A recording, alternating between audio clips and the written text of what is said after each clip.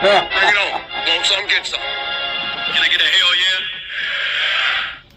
Yes, I am a pirate. You have to go with the pirates because, of course, they have cannons and everything. It's a pirate's life for me. Be proud of who you are and what you are. You're pirate. This is a first down. Pirates. Because when you're in East Carolina, you go for it every time. When you don't coach at East Carolina, you don't come to East Carolina, you don't play at East Carolina with a weak heart. Write it. I think I've ever been in a building as loud as that was. It was deafening in there. You live with Omaha. I can promise you that. And it's purple all night long in Eastern North Carolina. You're watching The Sports Objective, the podcast for Pirates.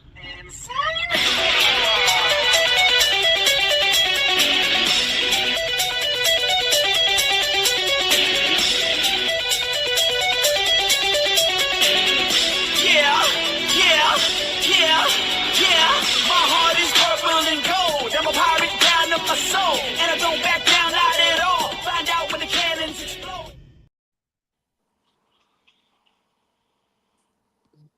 Dave, you're muted. I don't know why I did that. Welcome into the Sports Objective here on the extra innings on the Sports Objective. I'll get it right. We're talking Pirate baseball as the Pirates win 1 out of 3 in Conway. We'll be talking about that. We're going to be talking about men's basketball later on, women's basketball, softball. There's a lot of great stories there. And women's basketball, 22-9. How about that? So we'll be talking about that later on. And there's some other Pirate news. And I'm sure there's some Kyle from LaGrange Barber news, Stevie news, Alan and Johnny news, Johnny stats. We'll do that. And we have Justin Butts coming up. And Matt. We'll also have Matt on. Matt Semenza is going to participate in our roundtable. So we're going to have a full house here tonight, and it'll be standing room only. Right, Alan Vick? That's right. Just glad to be here, gentlemen. It was a busy weekend, but glad to be here. Kyle from LaGrange Barber. What's up, dude? Just chilling like a villain, looking at the ceiling, riding my big wheeling. What's going on with you? Stevie Fly, once again, I'm very jealous of your studio. You're going to have to help us with that. Like, how can we get a studio like yours? It's in the back cave, Dave. Nobody knows about it except that picture. I shouldn't even put it up there, but yeah, I can't come up with a rhyme as quick as Kyle has. So I'll just say he's a poet and didn't know it. Well, Johnny Robertson is freestyling tonight. And Johnny, you got anything for us? Freestyle wise, and no, sir, I do not. No, I can't compete with He's Kyle. Reloaded. Are you kidding me? Kyle's a legend. I am the rap master. Yeah, I'm like Alan. I'm glad to be here tonight. I'm glad that we're coming off. We salvaged a win, and we'll talk more about it. But all is not lost. The weekend it didn't go exactly how we wanted it to, but we'll get into that later. But keep your heads up, Pirate fans. I want to bring this up for Kyle because I had PTSD watching those games and watching the ballpark where we were back in June. And PTSD like a flea. Oh my God, he's gonna do that all night tonight. Yeah, it's we Kyle. Created a monster. We had Kyle leashed, and now he's Kyle unleashed tonight. So anyway, we're wanted to talk about the game. So overall, I was going to say that it was flashbacks from the regional. So we've got to we won 1 out of 3. Get the hell out of Dodge. We're coming right now back to Greenville. We've got a great thing right now where we are coming back, and we've got Old Dominion on Tuesday. I think it's going to be we'll have Pennsylvania on the weekend. So overall, I'm happy that we get to move on, and it's kind of like Alan Vick, the 1983 NC State 30 for 30, survive and advance. Hey, all not lost for the weekend. We got a lot to talk about, but hey, I enjoyed today, and hopefully today is the beginning of things getting turned around. Well, you got a situation where we went to Coastal, and you're getting them at the right time. Their pitching staff is banged up, and you get them on Friday, and you have all the momentum, and you can't close it, and then you get into extra innings, And Coastal is so aggressive, and we'll break down Friday's game. Coastal is so aggressive, and that's the biggest thing I noticed about Friday night in extra innings. We seem to be just, trying not to lose the game. They were attacking, and kind of reminded like us in football how we're always attacking, and that kind of reminded me of Coastal at extra innings Friday night. And then yesterday was just a bad performance. Today we played well. It's just, you had an opportunity to go down there and take 2 out of 3, and you just couldn't get it done. And it's disappointing. And it seems like in recent history, we don't seem to be able to win a lot of these big games. And, we had a 2-2 week. It wasn't horrible. And Coastal was the runner up for the national champions last year. And you take Saturday's game out of the equation. We played well. We played well Friday. We played well today. But, we're around the 500 baseball team, and it's in March. And, we need to get on a winning streak here and start taking these series, because these conversations about it's still early, for too long, it ain't going to be early anymore. And we've played a tough schedule, but we always do. I'm a little disappointed because I really liked our chances to go down to Conway to get to this weekend. And unfortunately, we didn't get it done. Yep. And Stevie, just want to get your take on things for the weekend. Yeah, it's a little disappointing that we didn't get 2 out of 3, especially that Friday game was right wired in our reach, and we just couldn't close it out. But it's a long season. I know we keep saying that, but it's a long season. It's not how you start, it's how you finish. And maybe this will be, the game today will be something to get us momentum for the rest of the year. JR, when Friday night, and I noticed it Saturday too, when Coastal has things start going their way, they just let it snowball in a good way. They get so aggressive. When they sniff the least little bit of thing going their way, they get so aggressive. They do, Kyle. I'll give you a great example. You were talking about Friday, Coastal being very, very aggressive. Okay, we have a 2-1 lead. I'm sorry, a 6-5 lead in the bottom of the 8th inning. There's 2 outs. Yeah. And they hit a ball that doesn't even get out of the infield. I'm not even going to say who they hit it to, but they hit it to one of our infielders, and he didn't really have a play at first base by the time he got the ball, but he threw it to first base anyhow. Meanwhile, the runner that was on second is going to home plate and scored the tying run. If he doesn't score that run, we win that game 6-5. Yep. It doesn't go into extra innings, and they don't hit a grand slam. That's a lot of projection. I realize that, but their aggressiveness certainly paid off for them on Friday night in that instance for sure. Yeah, paid off in extra innings too. It's just the way they always just attack. They never play back. They never let you dictate. They attack. Yeah, I also thought we lost a run. We gave up a run a couple of times. When we did try to get aggressive, it was in spots where we really shouldn't have. We were down big, and we tried to steal a base and got thrown out by a mile. And then, as it turned out, the batters behind him, we would have scored a run if we hadn't been thrown out at second base. If we didn't try to steal when it wasn't really called for. So, it's just they know exactly when to be aggressive, and it's most of the time for them. But it just seemed like when we picked times to be aggressive, it wasn't the right time. But I'm not. I hope we stay aggressive. I like that style of baseball. I don't.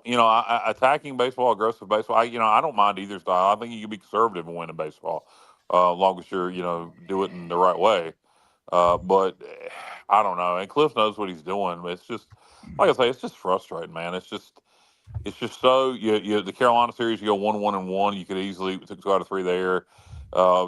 This series, you lose 2 out of 3. You had Friday in the bag yesterday. We played like crap. We made their pitcher, who hadn't played well all year, he went 8 scoreless. I mean, it was just it's just irritating. I was just going to ask you guys about one of the things I noticed is that the pitchers on Friday and Saturday were able to get a lot of easy outs, like pop-ups and things.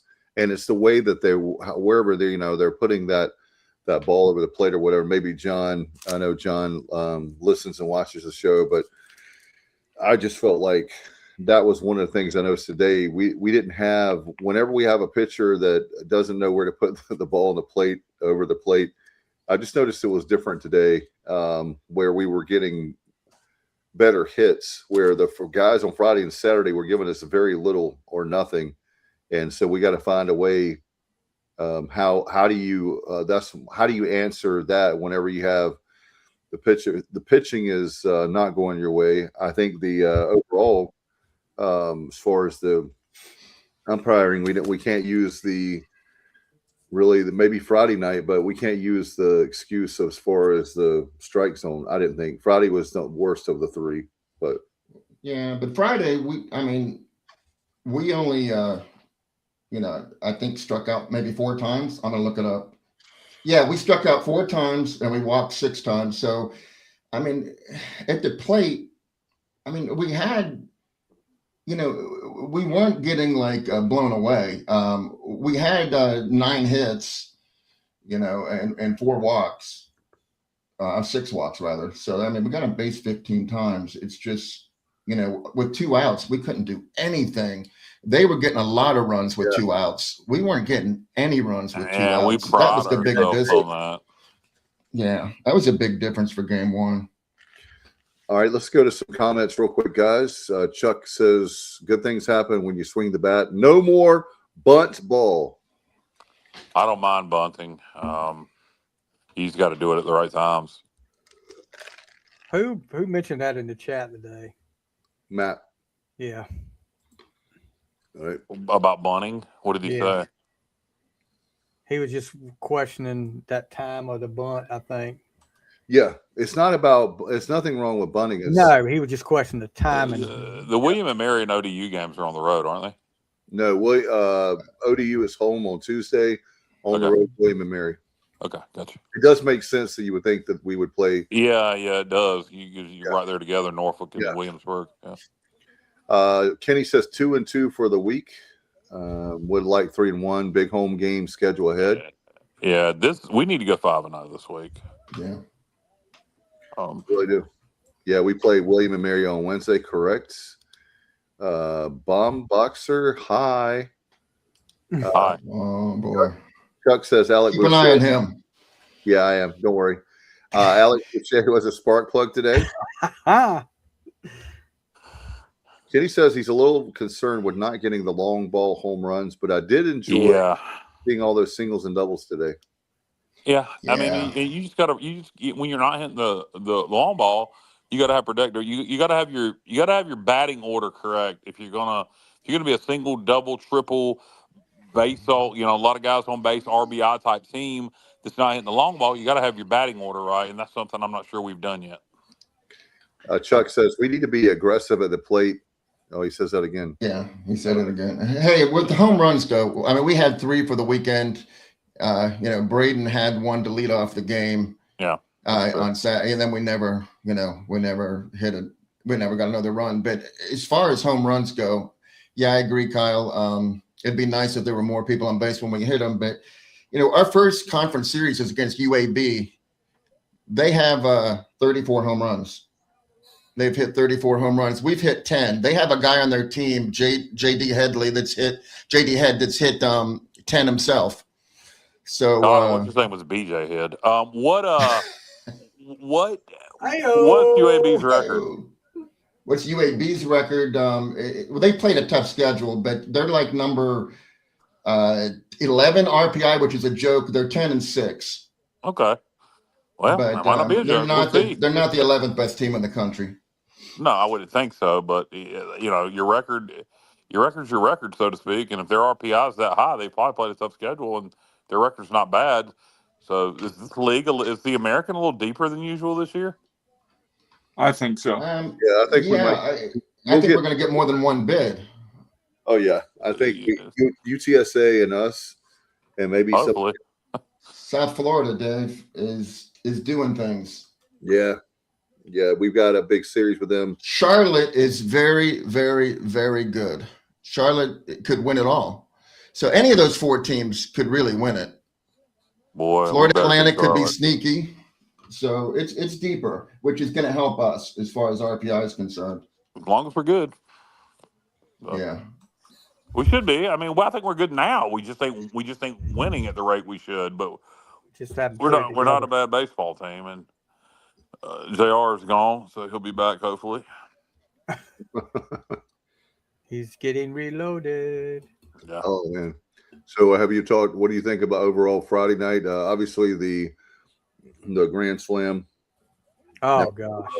Friday night was. I mean, it was a good baseball game. It was a great baseball game. You back and forth.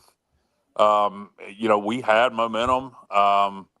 After what was that, the 7th, 8th, and we had all the momentum, and they came back and tied it, and you sent it in the extras, and you figure if you can just get into their bullpen a little bit when the extra innings, because we have better bullpen depth, we would. I really liked our chances to win it going into extra innings, and we just didn't get it done, and bases loaded with 2 outs, and you give up the freaking grand slam, and I mean, it really didn't matter. 1 run beats you just as good as 4. But actually, I don't understand that. That's a good rule for. I don't understand. Once that run crosses that first run, shouldn't the game be over? How do those other 3 runs even count?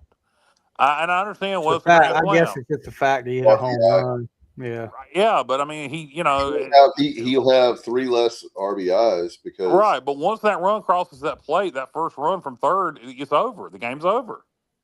So I don't know how bottom of the 9th grand slam those other 3 runs count. But anyway, neither here nor there, or bottom of the 9th, those extra innings, same difference.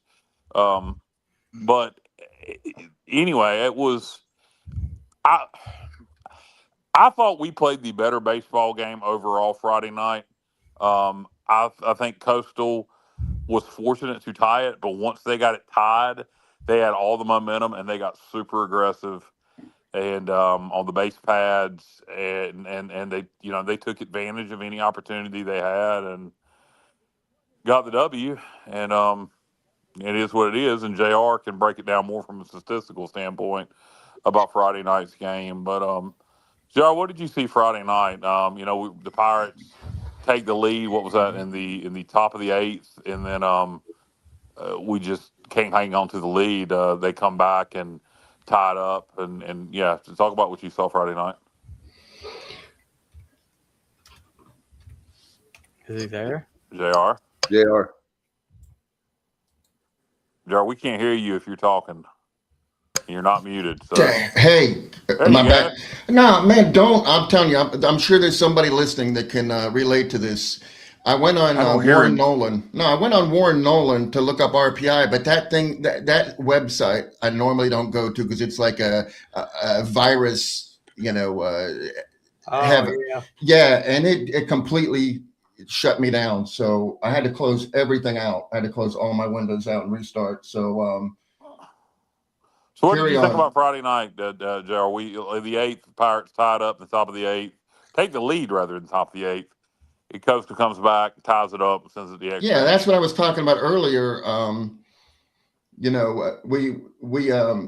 We had the lead, and then they came back and got 2 to tie it up. And I was saying that second run, the game tying run, probably should have never have happened. And I thought Norby pitched well. I mean, he did give up. One of his runs was unearned. So he gave up three earned runs in 6 innings. And the fact that he went 6 innings and did it in under 100 pitches is a good sign. But, sometimes I've said this before, he does do a lot of strikes, but sometimes he gets too much of the plate. And, the other team takes advantage of it and hits him kind of hard. But I thought he persevered pretty well. And, some people were saying, hey, we should move Norby, let GVK pitch Fridays. But I don't think you want to do that because GVK is pitching extremely well on Saturdays. And I just don't think you want to mess with that. I don't think you want to try to move him to Fridays. It's a whole different preparation. And I just think we should leave things the way we are. He's Ethan Norby. He'll be fine. It is, Kyle, you're right. We're at the point where it's no longer early, but I think when crunch time comes, which it's here now, we're in crunch time. I have confidence in Norby to be our Friday guy. Yeah, and that's the thing is that you can, I know we talked about this, Kyle, with different sports, obviously on the sports objective, but please, for the love of God, do not overthink and start trying to. They're not doing that. I'm just saying that you don't want to overthink where you've got the right three guys. No, I don't think the pitching rotation is a problem. I would change around our batting order some. Well, he did that. Cliff, by the way, Cliff has taken some criticism for his post-game interviews, and rightly so sometimes. And I've even criticized him when he, I think he goes after the fans sometimes too hard. I thought his interview by Coach O Friday night after that tough loss, I thought he was outstanding. It was an outstanding interview. He told us what he was going to do. He took responsibility. And then Saturday, he did the same thing. And he said, we're going to find a way to get more runs. And he changed that. Today's lineup was completely different. I didn't watch today's game, JR. It was completely different than it's been. Good. And that might have been the reason we were so alive. I mean, we got a lot of hits today. Well, I'll tell you another thing, guys, that I noticed is first, I had to go to work today, so the first few innings I listened to on the radio. But anyway, the wind was blowing out big time today, and that really that was not a big factor, but it did. Well, help. To left field, it was a jet stream. Yeah, all you had to do is get a good hit that ball in the sweet spot of the bat, and it was taken off. No doubt. Yeah, I didn't. And unfortunately today, and I'm glad to hear we played well, put up 10 runs. JR, you did get that right. You said we would score 10 runs in one game. I unfortunately today, well, somewhat fortunately, some of it was intentional. I didn't feel like watching the game. I was aggravated, but also I was busy. My sister came over and we were doing some other things. But I'm glad to see we played well. We need to get hot. You win today.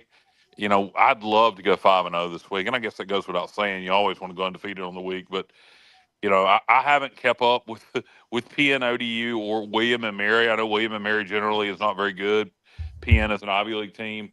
ODU, what are they looking like this year, guys? They have been good some years. I think they're right around 500, aren't they? Well, the thing with these teams that we're about to play is we're not going to – here's the problem is you're not going to get a lot of credit by beating these teams, especially since we have, 1, 2, 3, 4 games at home. But if you lose any of these games, it's like a killer on your record. So we really do have to win 6 of them. Losing, even if we lose on the road and it's to William and Mary, that's not going to be good. So we have to try to win as many of these 6 games as we can. Before I got my screen was locked up on Warren Nolan. What is the 6th game you're speaking of? Well, we play 5 games in 1 week. Right. Yeah. The 6th game would be, you're right. That'd be UAB. Never mind. That's UAB. That's the start of the series. Do we not have a midweek game next week? I'll have to. I have literally have to pull up everything again because of my. You were saying 6 games. Yeah, Elon's the 6th game. We're playing Elon at home. So again, that's the 6th game, and there you go. So we got 5 at home against opponents that are considered probably quad 4 teams, and 1 road game with another quad 4 team. So yeah, William and Mary, by the way, is so you were asking Kyle about the teams. ODU is 8-6, and William and Mary is 5-8. They've lost 4 straight, by the way, guys. Yeah, I wouldn't think ODU would be quad 4, JR. 8-6, you're talking about a Sun Belt team. Just playing in the Sun Belt, if you have a winning record, is going to keep you from being quad 4. Well, it depends on what their RPI is. That's what it's based on. Yeah, and by the end of the year, the conference play is going to bring them up. And by the way, guys, just checking Penn's schedule and their record, they are 2-7. Yeah, we got to switch. And obviously they play a lot of away games this time of year. They're 0-6 in away games. 0-6. So yeah, what we've got to do is we got to we're going to have that crowd. We'll be rocking with a jungle. We'll have that. We've got to. Another thing I was going to ask you guys about is it seems like in the past with this is one of my questions for the panel with you guys, to throw it around, kick it around, is a lot of times in the past the fans have criticized Cliff for the players taking a lot of pitches, but also I noticed this weekend, like I was talking about, and that's part of it's pitching, but then we're popping a lot. We've got a lot of that. We gave them a lot of easy outs, and the pitcher wasn't having to pitch a lot of pitches because of swinging early. So I don't know, like the swinging on the first pitch. So I don't know what the right recipe is for that. Today was the first day that it looked like they were in a groove, really from the beginning, and they answered back after Coastal had scored a couple of, 3 runs, I believe it was. So you definitely saw a spark. Alex Boucher just came in and was productive again today. So hopefully today, somebody mentioned earlier, is the beginning of turning the corner and really getting hot. Hope so. We had. I was just going to say, Kyle, we really scored 12 runs today. We legitimately scored 12 runs. We earned 12 runs. The problem is Coastal never were able to bat in the bottom of the 7th. So they took what we did in the top of the 7th and they completely erased it from history. So Braden Burris, he had a single and scored a run. Matt Lashley had a single and scored a run. Grady Linehan had a sacrifice RBI, and AI had a single with an RBI, and all that stuff got wiped off.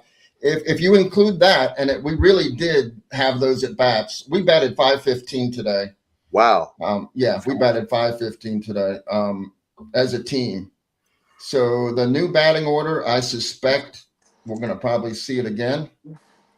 And by the way, guys, that is I believe, correct me if I'm wrong, but I believe today is the first time we have ever beaten Coastal Carolina in Conway. Well, I know we lost 5 in a row in Conway. 1, 2, I don't think we've ever beaten Coastal in Conway. Well, we have now. Until today. So it's on the record now. So that's got that monkey off her back. Shell says, hello, gents from the Queen City. Jeff Carl and I were talking about ECU this weekend, a lot about ECU this weekend. He has a great perspective on football and glad to see us trending in the right direction. And speaking of which, football is very aggressive, definitely compared to what we had before Blake Harrell. Kenny says, by the way, guys, when our bats go cold, they go frigid.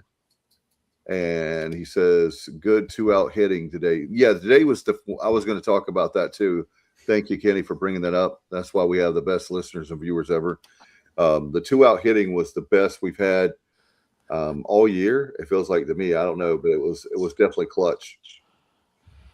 Yeah, I mean, I didn't watch the game today, but just based on the amount of runs we put up, it sounds like it. I mean, we didn't hit the ball bad. We didn't hit the ball bad Friday. Honestly, we just the third inning. We had 2 runs in the second, so we scored 6 runs in the third, and they were all on 2 outs.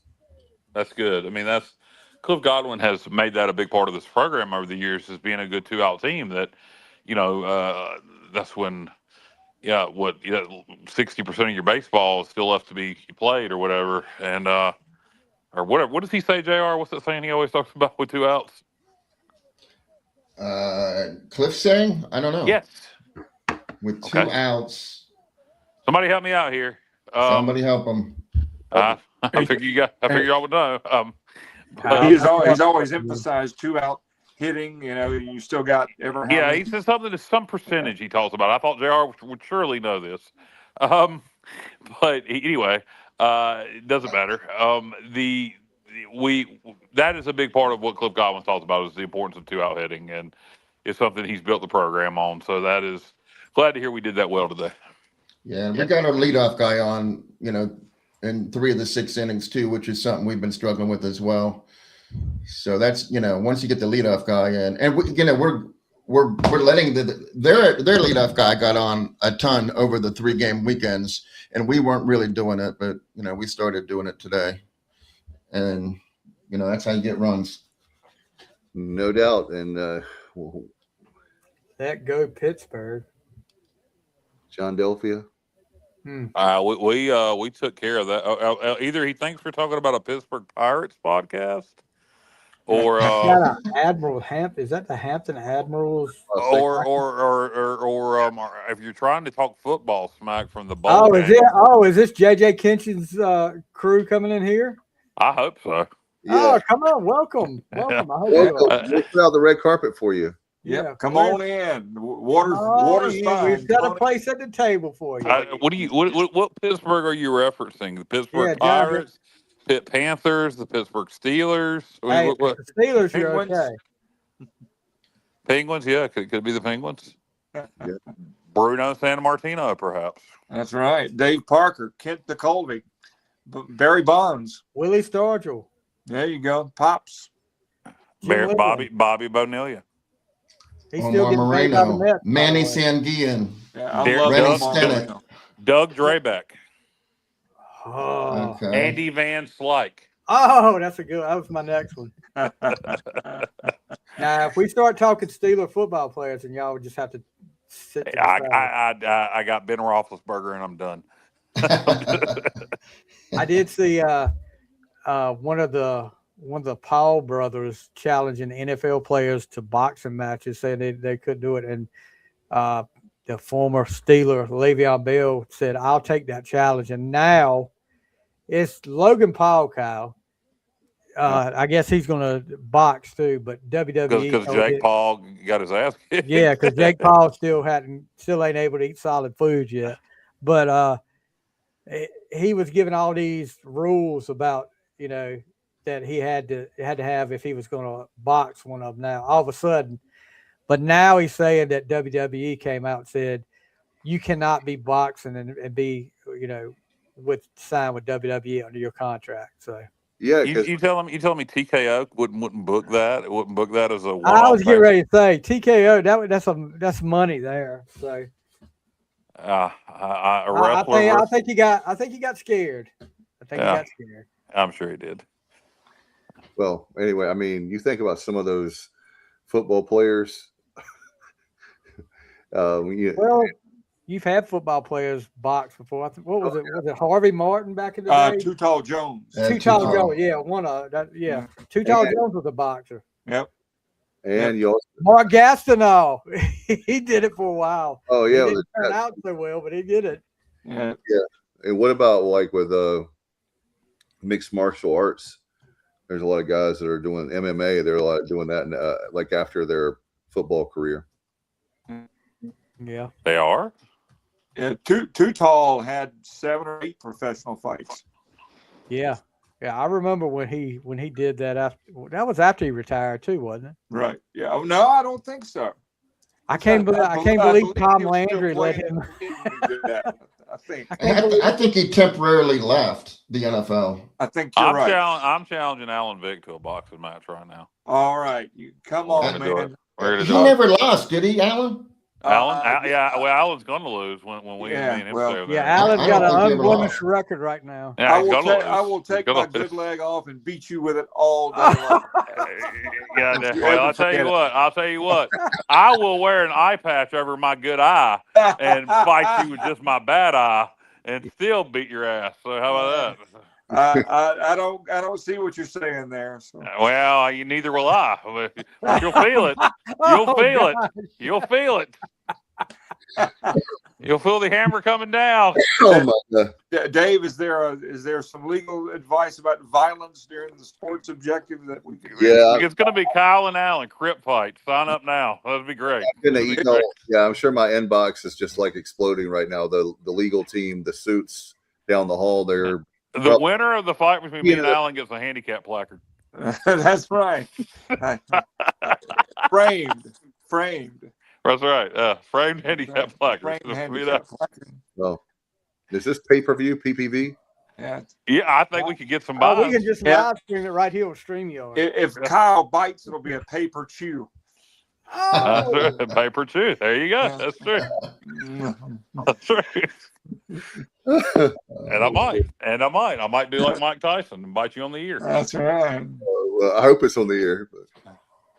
But, as opposed to where? If I said Kyle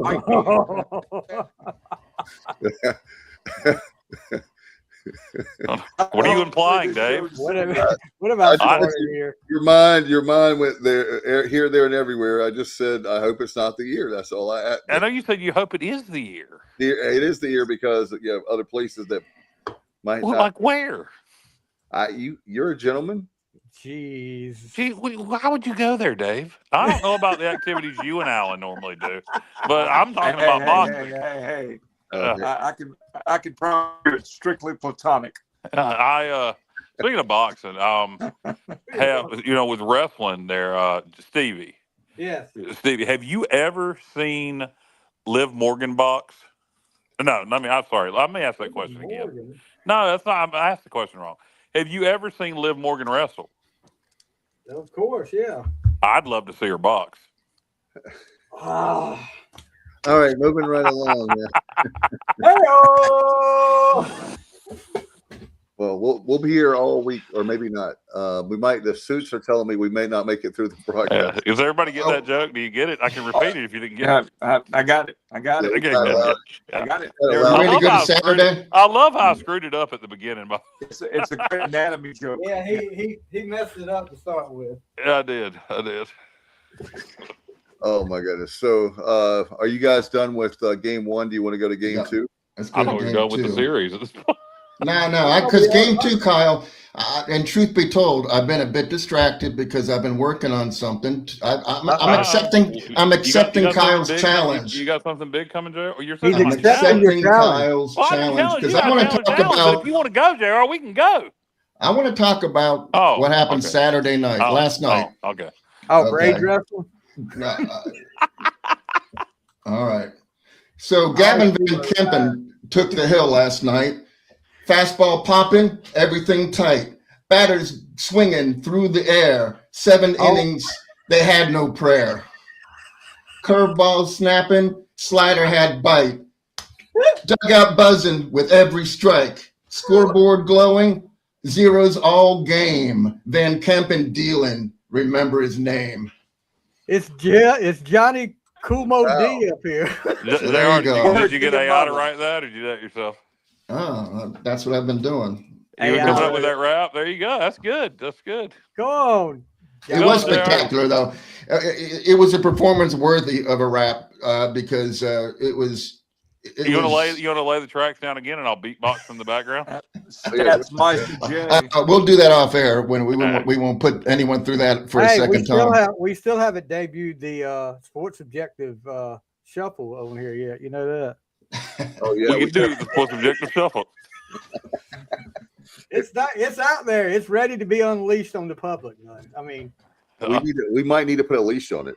It's going to be unleashed soon, and everybody's going to be up there dancing like the Chicago Bears. I'm going to do it like it's the Wrestle Rock Shuffle. Oh, Greg Gunning, I'm in a rage. Oh my God! Me and Stevie get that. Nobody else does. Anyway, JR, we're cutting JR. My name is Scott Hall, and I'm Curdy, and my wiener's poking out through my shorts here. Go watch that video of Wrestle Rock and look at Scott Steiner's shorts. Look, no offense to JR, but the performance JR put on right then is 10 times or to 100 times better than the AWA Wrestle Rock rap. It's horrible. It's the best part. The best part of that whole video is when Scott Hall and Kurt Hennig get out of the pool, and Scott Hall's wiener is about to fuck out there. You know the worst one up there is the Sheik.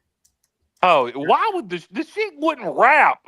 That's idiotic. Why would they have? That's not the Iron Sheik. That's the Detroit Sheik. The Detroit Sheik. Yes. Why would they have him rapping?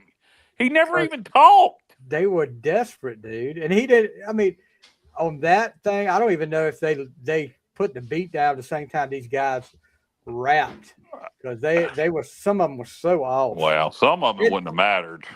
No. He's like, Greg Gunning, I'm in a rage. Yeah. But anyway, nobody knows what we're talking about, Steve. Right. JR, what were you? After your rap, give the rest of your critique of Saturday. Yeah, let's hear from JR again. All right. So, I know we lost 7-1, but it was a game that that was much closer than that. It was tied going into the 8th inning. When Gavin Van Kempen exited the game after 7 innings, it was 1-1. And then the 8th inning was not kind to our pitchers, specifically Brett Antolik. But all pitchers have games like that, and it just wasn't. He just didn't have it, and they've scored 6 runs on us. Only 2 of them were earned, by the way, because there were some errors involved at second base, and there were some runs that should not have ever scored. So it's not all on Brett, but it was an ugly bottom of the 8th, and that made the score much more lopsided than it should have been. Like I said, it was 1-1 through, going into the bottom of the 8th. So yeah, we took the L, but we competed, we played well. So we went on to Sunday again. Did you hear him? Yeah, I think right now, obviously, we just wrapped up Saturday's game, but I think we need to go back to Stevie. What do you got, Stevie? I'm still thinking about that stupid rap song. Not yours, Johnny, but the other one. I can't stop laughing. That's why I'm muting The my Wrestle mic. Rock Rumble. Stevie messaged me, so I'm not going to be able to stop laughing the rest of the night because he's thinking about the God. Wrestle Rock. Well, look, when I get one of these things in my head, it's hard for me to stop laughing. It's stupid. I would have never brought it up. You did bring it up. I know. I would have never brought it up. I know it's going to tickle you that damn much. Has anybody else ever seen the AWA Wrestle Rock Rumble rap video? No, I'm going to be viewing it when the show's over. We'll send it in the group. It's horrible. It was the one pay-per-view the AWA ever did back in the 80s. What was it, 88, 89? And I was before that, yeah. Okay, so was it even a pay-per-view? Yes. Maybe not. I don't know if it was actual pay-per-view. It was a big event. It was their big event like WrestleMania. They called it Wrestle Rock. I think they only had one true pay-per-view, I thought that was when Lawler beat Kerry Von Erich for the unified title. Super Clash, yeah. Did it have Buck Rock and Roll Zoomhoff on the? Oh, good Lord! Don't bring that guy's name up. It has Greg Gagne. It has. He's in a rage. He's in a rage. Exactly. It has Kurt Hennig. It has Scott Hall. It has Marty and Marty Jannetty and Shawn Michaels, the Midnight Rockers. The Midnight Rockers. It has who else? The Sheik. How about mentioned. Yes, Nick Bockwinkel. Bockwinkel was up there too. Yes. And he has no he shouldn't no be rhythm. here. No rhythm at all. No concept of what rap is, or as you wouldn't expect Nick Bockwinkel to have. I mean, half of these guys don't have, Jannetty and Michael, Hall and Henning. Gagne's got the rhythm of it, but it's just the way he comes off of it because he's like yelling like a little girl in it. I'm in a rage. Yeah, and then his dad, Vern. Oh god, Vern. I'm going to step back in the ring. I'm 150 and do the Wrestle Rock Rumble. He does it twice. He has 2 lines and 2 verses in it. So yeah, the best part is Stevie. You pointed out the Sheik, who really never even talked most of his career. He was the madman. He threw fire at people, and people were legitimately scared of the Sheik, not the Iron Sheik, but the original Sheik in the 70s and early 80s. And here we are in the late 80s, and he's rapping. That's insane. It's ridiculous. Yeah, he owned a promotion for a long time. Detroit. Yeah, the Detroit territory, yes. Yeah. For $20, does anybody know the Sheik's real name? No chance. Stevie? Oh, I thought JR would know it. No, Alan, I don't have a clue. Is it Ed something, Kyle? Good job, Ed Farhat. Yeah, I thought Ed. I never knew his name until tonight. I never knew his real name. Can you tell me his 2 proteges? Sabu. Yep. White guy. Think of Michigan. He's from Sheik's from Detroit. Yeah, I can't think of the second one. Stunner. Scott Rick. Stunner. No. Good. It makes sense though. Think of somebody associated with Sabu. Van Dam? Yep, RVD was trained by the Chiefs. Okay. Yep. All right. Well, there you go. Ron Van Dam. And now Monday Night Raw is over for the sports objectives. Sunday Night Raw. Monday Night Raw in the 80s, or excuse me, the 90s, early 2000s, ECW, whole conglomeration of stuff we just threw out at people, and AWA coverage. Yeah. How many? How Let's get a poll. Let's get a poll of the viewers and listeners. How many of you actually have watched wrestling or care about wrestling? I'm just out of curiosity. No sense in not making this. Oh, that was okay. Yeah, it was from the Sports Objective. How many? I would guarantee that the majority of the listeners have watched wrestling at some point. Who likes Absolutely. It? Yeah. I mean, our generation, all of us at some point or time were huge wrestling fans for the most part. Maybe Not JR, maybe not as much. No, I'm absolutely engaged in wrestling. Not recently, but yeah, 20 years ago, definitely. Yeah. What about and Bubba is not a big wrestling fan. No, Bubba. I remember the first time I came on here, and we talked about me and Dave and Kyle. Yeah. were talking about wrestling. And Bubba just went quiet for like 10 minutes. Yeah, and for all our listeners out there, we're just having fun with this. We're covering Pirate baseball.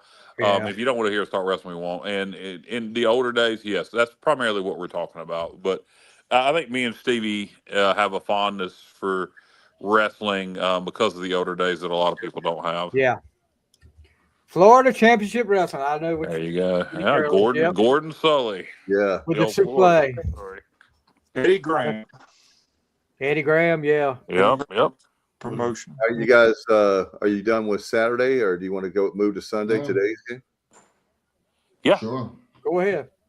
All right. Today actually started out good. We got 2 runs, right, JR, in the second inning, and obviously the third inning is pretty much that was the inning where we had 2 out hittings. We got 2 out hitting. We got 6 runs in the third, but those 2 innings, when I was driving home, I was so excited because I was like, can we just beat Coastal?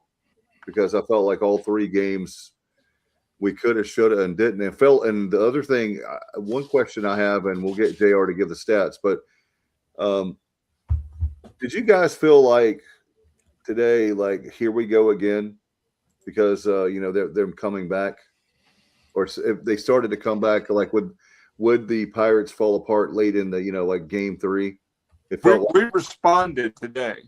Yeah. When they scored 3 runs, we immediately scored a couple runs to stretch the deficit back out. So we responded. So yeah, I kind of had that feeling, when they scored the 3 runs, I was like, uh-oh, but we responded today and did what we should have done. So. Because then just like the final score, it was we got 2 extra runs. Is that the 6th inning, Johnny? I think, but we got a couple extra runs, and all of a sudden we put insurance up there, and it was 10-4. It was the 7th that never happened, though. That's the thing.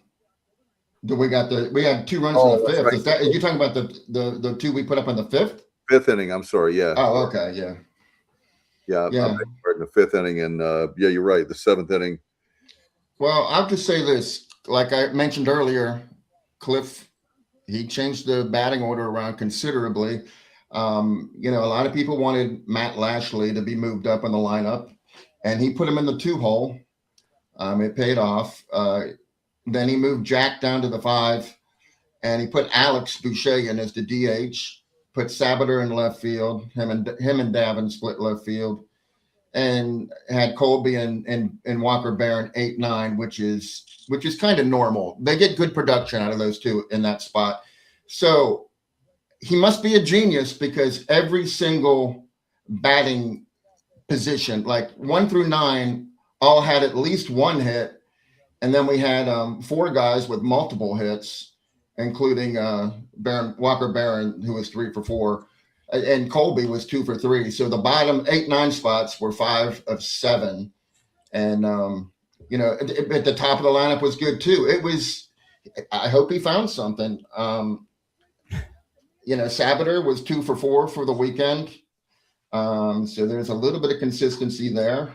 So we'll see if he's going to be out and left all the time. I think Vogeley will be out there. Davin. I think we'll see, a bunch of different people in left field. But I think this batting order will probably, pretty much stay the way it is. Well, he had to do something to shake something up, and I mean, he had to make some changes. And we'll see how well it worked. We got, Tuesday. I think we'll find out pretty quick. Yeah, I was going to give credit though to Colby Wallace and Matt Lashley. Were the only two that had a hit in each of the 3 games, or had at least one hit in each of the 3 games. So, Colby's starting to turn it around a bit. He was 4 for 10. He had 3 runs, 3 RBIs. So, I think I think Colby's just making better contact. If you'll notice, the ball's coming off of his bat much better. He's getting more barrel on it. Even when he makes an out, it's good contact. So, I'm thinking that maybe, with Coach Gautreau working with him constantly, we know what we have there, and I'm thinking that we're starting to, see some results, and hopefully going forward, it'll continue. Yeah, I think it will. I think, and you guys know also it depends on matchups with pitching and different things on how you do that. But you're right. We did much better. Johnny, one stat that I heard today, but remind me, runners in scoring position, we were really good today.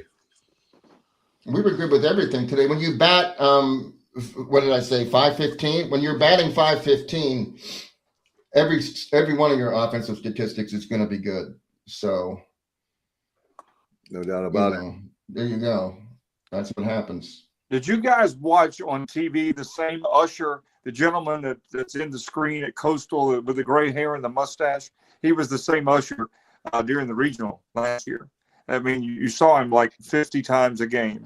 He stands there stone-faced, never moves, never changes his facial expressions at all. If you could have the shot behind home plate, he's standing there every time. Same guy, never moved. Well, he whistled or something. I don't know. They got the attractive bat girls in Conway for Coastal as well. Yeah, that was mentioned. I should have noticed that. I didn't. But it's good to hear. I like that policy. Yeah. Hey, I'd also like to, in addition to our offense exploding today, I was tired of seeing Colby Thorndike on the base path, and he didn't get there today. 0 for 3 with a strikeout. Something about him. He's been a thorn in our side for the last several, encounters with Coastal in the regionals and here. So, we shut him down today, which was, I like that. But we never did shut down Rex Watson. He had 3 home runs, including a grand slam. He had, hey, Johnny, check this out. He had, going into our series, this is what really hurts. He had 3 RBIs. And then he had 10. He had 10 for Friday and Saturday, right? I think 10 total. Today. Yeah. Today, but 10 RBIs, and he only had 3 for the whole season up until our series, and he gets 10 in a couple days. Yeah. I won't miss seeing him in the batter's box, that's for sure. And Walker Mitchell was, again, today we shut him down too, but Walker Mitchell had our number there too in games 1 and 2. So, oh well. So, and after this weekend, we win 1 of 3. Nobody wanted that. Everybody wanted, 2 wins, but our RPI went up 25 spots. We were 115 and now we're 90. And I know I keep saying RBI doesn't matter, but I did say last week it's going to start to matter. Every weekend series we play, it becomes more and more relevant. And we're getting very close to the point where you need to start paying attention to that number. And we moved up, like I said, 25 spots with the week we had. So, that's that shows you how RPI works. You win one on the road against a team that good, and you get a lot of credit for it. Absolutely. That's why Cliff and Jeff Palumbo and company do a great job with the scheduling, because we definitely don't want to have a whole bunch of cupcakes on the schedule, and then you wonder why. I've talked about that a couple of times this season. And then when you're outside looking in on playing in a regional, so I think we're going to be fine. I really do. I'm not worried at all about this team. I think the pitching overall has been very good, and the bats have their moments. We just got to be consistent with the bats, stating obvious, but we'll see how this week we've got to really go out. Kyle said it earlier in the show. We got to go out and dominate, and I feel like we will. ODU is Tuesday, and then William and Mary on the road on Wednesday. I can't wait to the day I'm retired where we can just get in the car and go and watch a ball game. Yeah, it would be nice. I can't go to every game, but I do try to watch every game or listen to every game when I can. Yeah. I'll definitely be there for the Pennsylvania series, but I'm trying to go to William and Mary too on Wednesday if I can get some stuff taken care of. Yeah. I'll be going to William and Mary on Wednesday. I've been to William and Mary many, many times, but I've never seen the Pirates play there. This is a very important week. I mean, we talk about, these teams, maybe not the strongest teams, but for the trajectory of the season, this is an extremely important week coming up. Extremely important. Yeah, I think we'll do very well, and I think we can talk predictions on it, but 5 games. I mean, you definitely want to go 4-1, and hopefully we can go 5-0. That would be great. You don't want to have a bad week this week. It would be devastating from an RPI perspective. Yeah, then you would just have to just concentrate on winning the conference tournament. Yeah. So we need to, 4-1 minimal this week, and just 5-0 would be better. Yeah, I'm going to include that. I say we should take it to 6 games, include the last 6 games before we start conference play. And I think 5-1 is the worst we can do. I think we almost have to go 6-0. But if we're going to lose one, I mean, Kyle, these are not good teams. Yeah, I know, but you can make up ground. It's too early. If you lose 2, and then you go get red hot, you can make up ground, but you don't want to do that. We definitely need to handle business. Yeah, I don't foresee us losing 2. I don't Hopefully. either. No, I know. So here I'm talking nonsense with the RPI at this point, but let's go a step further. So they're predicting the Pirates the rest of their season, game by game. I had predicted results. They're saying the Pirates are about to begin an 11-game winning streak. According to Warren Nolan RPI, they're saying that we're going to win 11 in a row starting Tuesday. That's definitely doable, actually. Sure it is. I mean, we won like a couple seasons ago. We won like 1,000 in a row. Then we won 23 because it was like Keith O'Cleary. Yeah. Everybody thought we were going to. We went from being a bubble team to hosting. It was like overnight. So. Oh, Kenny's saying 22. Okay. Well, anyway, I knew it was over 20, and I thought it was 23 also. Yeah, because it was something. Well, that's when we played Texas. Oh, okay. No. Yep. Yeah, that's when we went on the streak. Then we hosted. Oh, we had Coastal. Okay. You're right. Yeah. You're right. Yeah, you're right. And Virginia. You're right. Yep. And a MEAC team. Yeah. We won that first game, and we're in complete control of the second game on Saturday. Yeah. And do we have to rehash that? Yeah. I'm kidding, Alan. I'm kidding. Yeah, I can still picture the home run where JJC jumps up, and he just misplayed the ball, and it would have been an out, and that it was all downhill after that. Yeah, I do have Alan. This you might find this interesting is that it's been bothering me for a long time because one play turned game 2. I truly believe we win game 2 if this one play doesn't happen. The play I was just talking about? Texas. This is Texas, game 2. Yeah, where JJC misplays the ball. Nah, even it was when their guy Staley was on on second base, and there were 2 out, and the next batter hit a grounder to third base, and Amac picked up the ball. And then the runner going from second to third just stopped in the base path and raised his arms and started dancing. And so Amac had to throw the ball higher than he wanted to, and it went over Moylan's head. I remember that. And if that play never happens, we win that game. And so it just so happens that Amac sits in front of me for basketball sometimes. And I flat out asked him about that play. And I told him it still bothers me to this day. And he said, dude, get over it. It was, it's baseball. And I said, well, shouldn't they have called interference on him? He said, nah, you can be creative in your base running. You really got to go over the edge to be, to get that call. And he said, it was okay with me. So you should quit worrying about it. I always think about the home run JJC gave, or it was a home run. What the hell happened? Or was it off the wall? He misplayed the ball. Yeah, that was the play that I remember that really, really turned just things unraveled. Wasn't there a pitching change in the middle of Saturday's game when we were up? That I don't remember the circumstances, but it didn't work. Whatever, we changed pitchers and things. Oh yeah, I don't want to mention his name though, but yeah, because I'm sure he feels awful, and his mom is still very active in the Pirate chats. I didn't want to mention the name either. And I don't want to mention his name, but that's unfortunate for him. It's unfortunate for us too, and but that is what happened. You remember correctly. Yeah, it's just wild.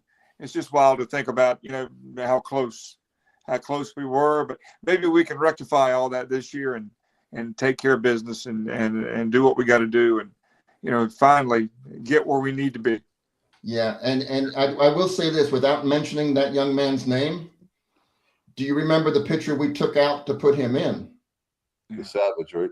Yeah, Trey Savage. Yeah. Because he was, man, that was that series, the regional and the super regional. I'm like, wow, this guy's special. And I really never, how people always hype up people, oh man, this pitcher is great and all blah, blah, blah. But man, that Texas super regional, he was really good. Yeah. And Trey the Jungle Savage. Let me get that fixed for you, Mr. Allen. If I can. Oh, we got Matt Menza here. Matt Menza's here. Good. Yeah. What's going on? Well, good's debatable. What's up, Matt? Hey, Matt. What's happening? How you guys doing? Good. We're good. We're trying. Matt, did you want to talk about the AWA Wrestle Rock Shuffle there? No, hold on, Kyle. I think we know why Matt's here. Matt's here to lay down some raps for us. Is that right, Matt? Some raps? Matty Ice. We've been rapping tonight. Matty Ice. Go hit it. His stage name is Matty Ice. My name is Matt Simmons, and I'm in a rage. What's going on, fellas? I would talk wrestling, but I don't want to make Steve feel bad about his knowledge, so I'll hold back for now. I got you, bud. I got you. Right, yeah. First of all, we're going to talk about pirate stuff, but I did have. This is something that we've talked about Coastal Carolina, and this was a subject they brought up. I heard sports radio talk about it. But have you guys heard about the fan-friendly pricing at the St. Louis Cardinals games? No. Yeah, I saw that. $29. $29 gets you access to bottomless concessions and drinks for the 26th season. Not one game or two, but they're talking about like ballpark snacks like peanuts, soft drinks. Yeah, we can't do that at East Carolina, and it's kind of like we need all the. Now, I do think we need to come down on our prices. But we need all the revenue we can get, and so we can't be giving away food. It's bad enough. But we do need some reasonable prices. I do wish we had more reasonable. I agree. Is that really a reasonable price though? If you have a family of four, would it be $116? And then for unlimited for the season? Yes, that's not. For the season? No, it's yes. That's for one game. No, I think it's one game. It's one game. Yeah, it's not really that big of a bargain. Wait a minute. One game for $29? Yeah. Think about it from this perspective. I don't think it's a great bargain. It is. If you're gonna eat and drink a lot, it is. If not, then it's not. I mean, it's. I guess it depends on the person. Think about it from this perspective, right? Let's say you go to a Yankees game, for example, Red Sox game. Does it include beer? No, it doesn't include beer. But let's just say you go to a game, right? Let's say you get, a hot dog, a hamburger, a pretzel, you get a few, even a water. I think a water is like $8. You're very easily over that $30 mark. And You talking now, about for one person? yeah, oh, easily. Yeah. Yeah. I Easily. mean, who the hell eats a hot dog, a hamburger, a pretzel? And who eats all that in one game?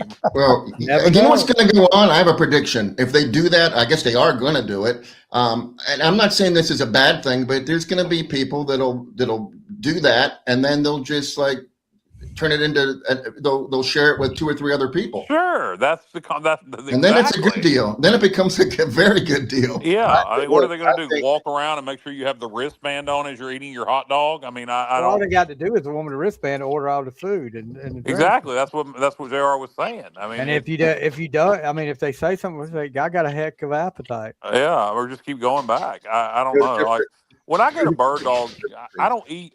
If football games, I can tell you what I do. Depending on the kickoff, depending on what time kickoff is for ECU football, I'll get there and grab a Broughton or maybe 2 hot dogs, a Broughton, some popcorn, whatever. And then I don't go a lot of ECU baseball games because I need to sit in the stands. I'm not going to sit in the jungle, and the tickets are sold out, and also buy them secondary market. So when I go to Bird Dog games, I typically get a cheesesteak, order a cheese curds, and a couple beers. So it might be worth it for me at Bird Dog games. So John Gilbert said on Holton Oiler's show that on Pirate Radio, they're selling season tickets for the Upper Deck this year for $75. Correct.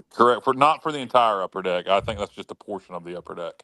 The economy plan, $75, which is the cheapest we've done it, at least that I can remember. That's a phenomenal deal.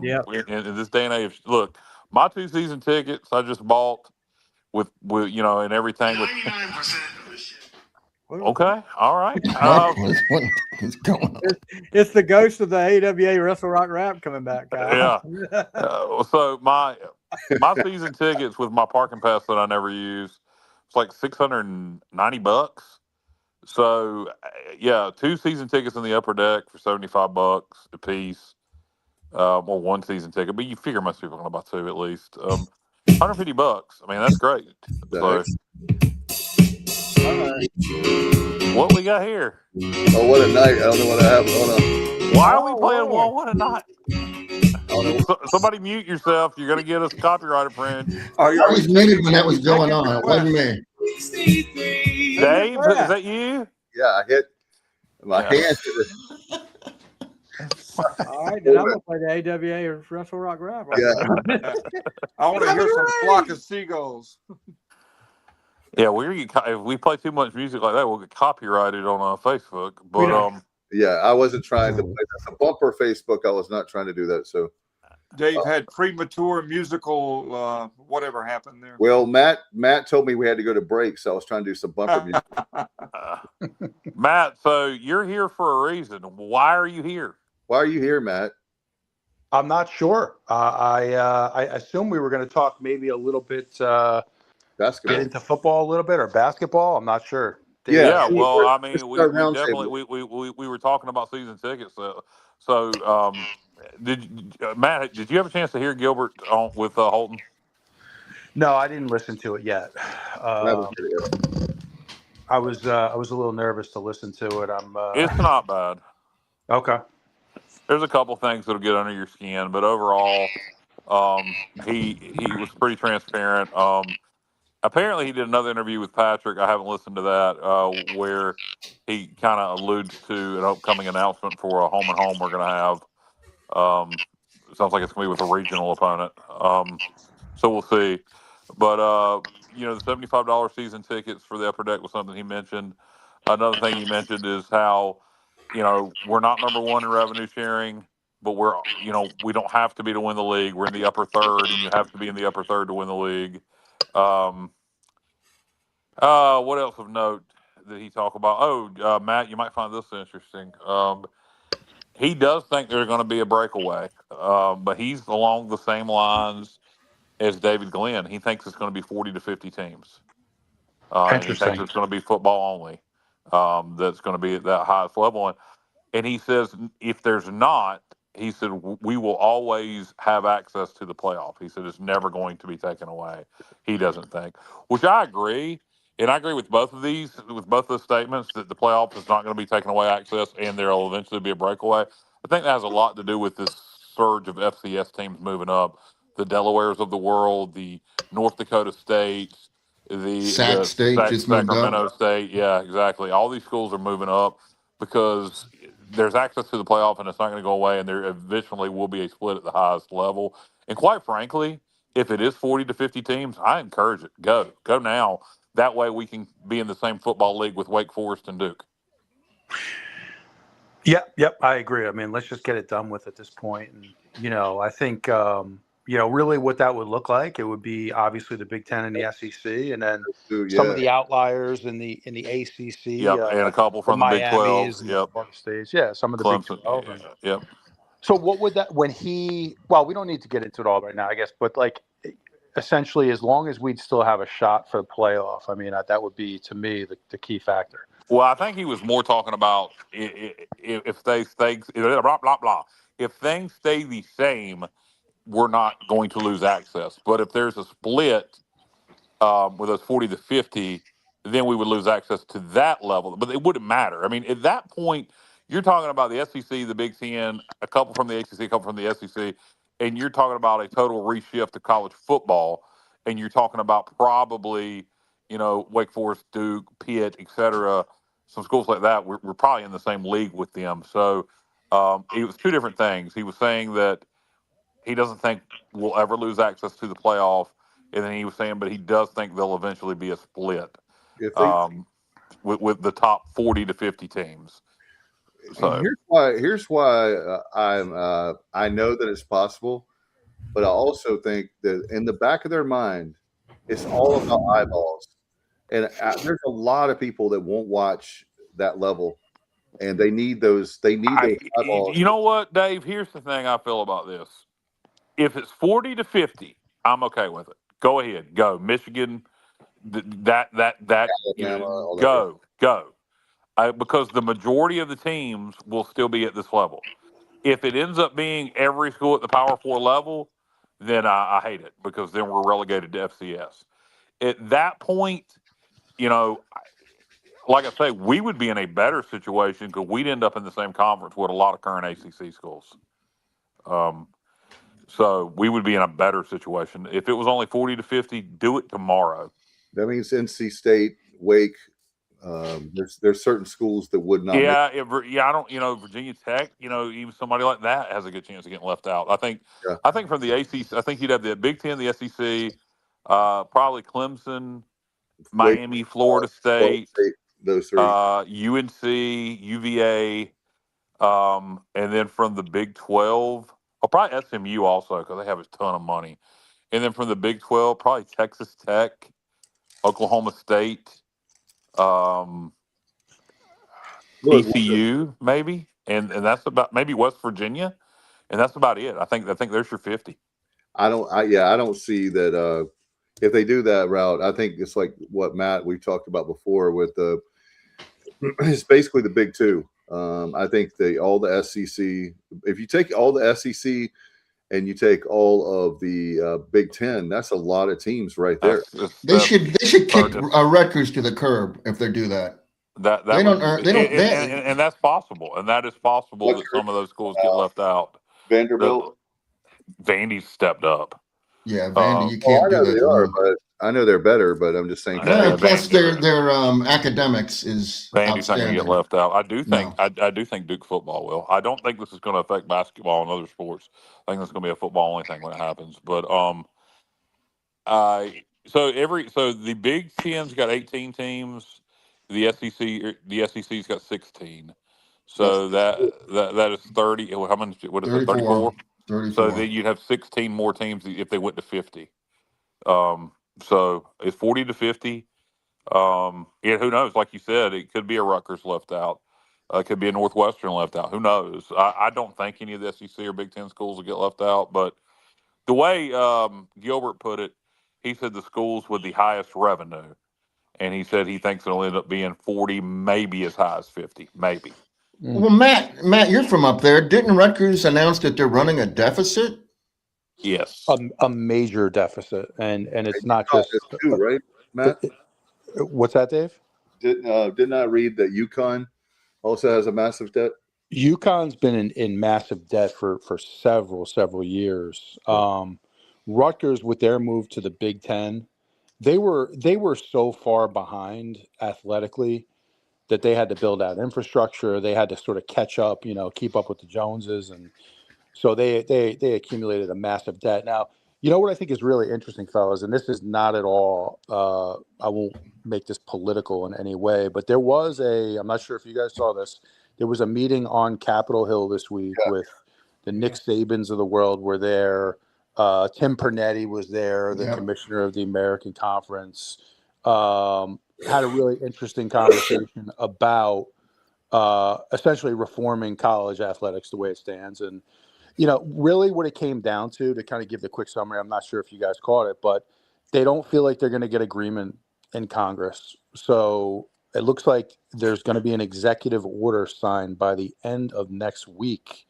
And they're trying to release some plan. I think it's called the Save College Sports Act, or I don't know. I don't know what the name of it is, but things could start moving. If that does happen, whether we like it or not, there's going to start to be some movement in sports once it gets to that level.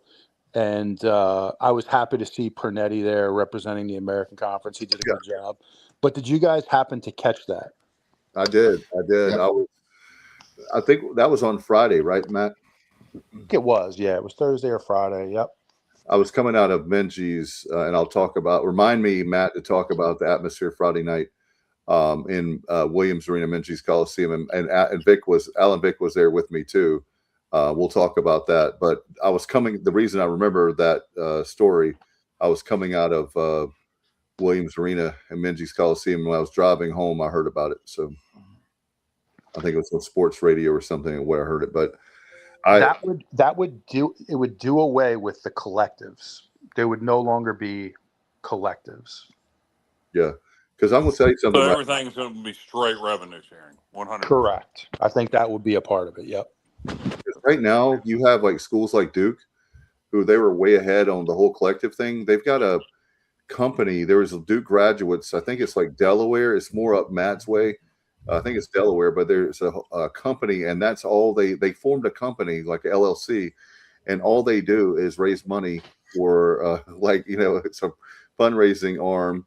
And they were way ahead. That's why if you look at Duke basketball, different sports, but basketball in particular, the Carolina fans are, not to make this anti-Carolina folks or anything, but Carolina fans are very upset. Hubert Davis. If you do away with the collectives, what's keeping? I guess if you have a 20 million cap, then I guess that's the answer. And that cap's going to keep going up. But if you have a cap on it, you do away with collectives, then that kind of comes down to it kind of puts recruiting and who can work the portal the best. Like, there'll be no reason to leave Alabama for Ohio State. There would be no reason at that point. If you're going to leave clearly for somebody who's going to give you more revenue.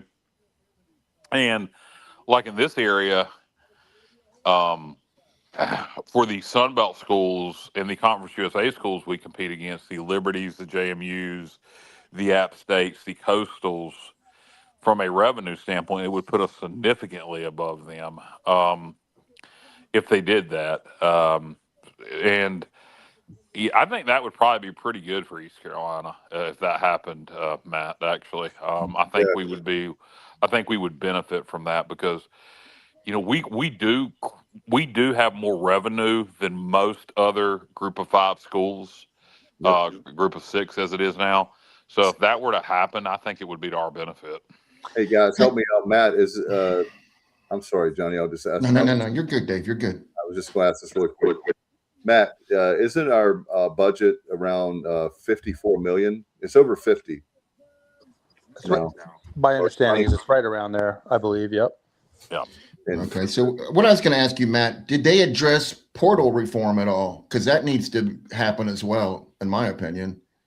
Yeah, that was a huge part of it, JR. And, what they were talking about was sort of getting back to the purpose of collegiate sports, which is, you're trying to get your education, you're trying to get a degree. And they talked a lot about how you have guys that are, essentially in 4 years, 3 or 4 different schools. Yep. And there's no way you can keep up academically at that point. Unless you're Winston Wright, there's very few and far between that can do that. Exactly.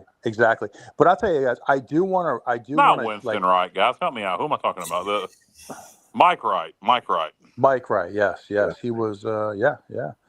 But I do want to read it because Nick Saban's involvement with this stuff makes me very nervous. And like a lot of people see him as kind of like the savior. To me, he's kind of a elitist homer for the SEC. And favorite big dudes.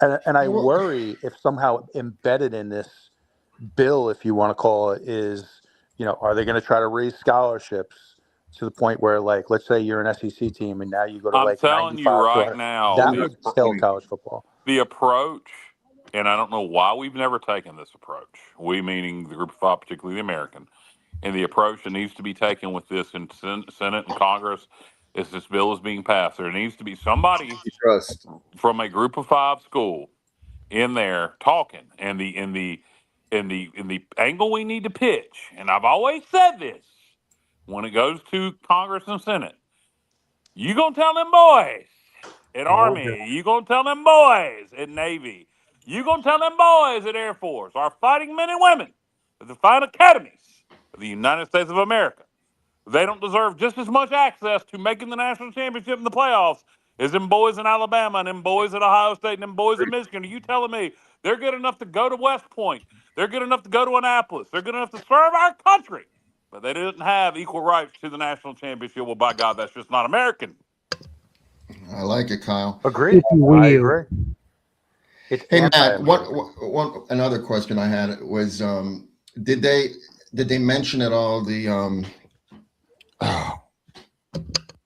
come back to me. The transfer rule, like having to sit out a year, or they talked about. Is that where you're going, JR? No, it was Okay. that is not where. Oh, I know what I was going to say. I was going to just say that I agree with you as far as Nick Saban is concerned, because the comments that he made about JMU and Tulane, those were egregious. If I hope Tim Pernetti brought that to his attention, because I hope he just didn't go down there, and I'm sure he didn't.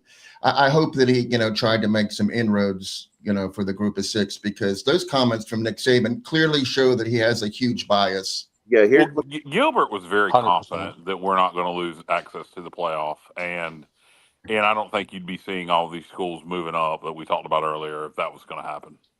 Yeah, and they've got to keep. Here's the thing, like I said, it's about money, and Nick Saban. Matt, I think that was one of the first things I bonded with you on. I just don't like that guy. He's horrible. He's absolutely horrible on game day. If his name was not Nick Saban, then I know why they have him on there. I get that, but he doesn't bring anything to. I even like. Agreed. I agree. I like Pat McAfee. At least he's got some. At least he's got like that. He's entertaining. Coach. Well, like to your point, Dave, how do you go from Corso, right? Who was like, Corso was like, he was entertaining, he was funny, whether you loved him or hate him. Yeah. And then you kind of bring in Saban, who's like stoic and very little personality, and it's just, I agree, it's not the best fit. I don't think it's the best. No. But he does know football probably better than anybody on earth. And I like listening to his breakdown of the schematics and stuff. But yeah, personality wise, he's not a good fit for that show at all. Yeah, well, there was a guy that guys brought up. I don't know if it was back in the fall, but he brought up the fact that how Saban is taking a spot from a broadcaster, somebody that's working their tails off, and because and I was like, that's a great point. These elitists need to stop. College football could be the number one sport in America, and the reason why it's not is because people like Nick Saban that get in the way, And I understand you love the SEC, and Johnny, I know you love the SEC. But the bottom line is they have no way of, with the way that things are going right now is so out of control. I'm glad. I know you're going to be surprised. Oh, Dave, I need to correct you. Dave, you're correct that I've made that statement before, but only in the context. I only love the SEC in context of the SEC against the Big Ten. When the SEC, like today in baseball, I'm looking at all the SEC scores, hoping that they all lost because I don't root for any SEC baseball team. I don't root for, it's basketball. It's just when they play the Big Ten. If one of those two teams has to win it, I want it to be in the South, not up. Matt's no offense, Matt. Right, Matt? No, none taken. I get it. Yeah, but those guys have got to get it together. I'm glad that I know you're going to be surprised to hear me say I'm glad the president had them at the White House, because that's something. You know what, fellas, in the divided world we live in right now, not getting political, that's something we can all agree on, because do you know how much do you guys I don't know if I've told this on the show, but do you know how much we make in Greenville on a home game, like economically? The city? Yeah, the city of Greenville. I asked Trent McGee, and he told me that he's the Pitt Greenville Chamber president. Probably 2 million, 3 million. It used to be 2. You're correct, Kyle. 3 million now. So think about that. The impact on Greenville, North Carolina, but especially if NC State comes. Well, I think the more attractive teams, if we are. Well, they're not going to play us anymore. Well, Gilbert did make that clear. I do think, he hasn't tried enough. And the other thing is that they will play us if we get elected. We have to, you know what, at this point, when you're representing East Carolina, you need to roll. Hey, Matt, what is it we always talk about? Be aggressive. You need to roll your sleeves back and say, look, we want these games. We did it in the 90s. We're going to have to do it again. I don't want it to be legislatively decided. It should be the schools decided. But when they won't play us, make them play us. Yeah, I think we do need to try that. I agree with you. I don't think it's as easy. I don't think it's as easy as it was in the 90s, and not because of all the Power 4 bull crap, but because that shouldn't play into legislation. It becomes a little more complicated because of App State and Charlotte. Now, I think what needs probably to happen is NC State. Yeah, we do need to mention Luke Holt's passing away. NC State, UNC, and they tried to do this. They need to do it again. There needs to be an agreement with East Carolina, App, Charlotte, NC State, and UNC to all play each other, and all 5 of the state-funded Division I schools in football. There needs to be an agreement to play each other, and East Carolina and Charlotte, it's already done. We're the same conference, but App and East Carolina need a long-term series with each other, which is something Gilbert talked about. He wants to get done. Well, then get it done. Charlotte, needs a long-term series with App.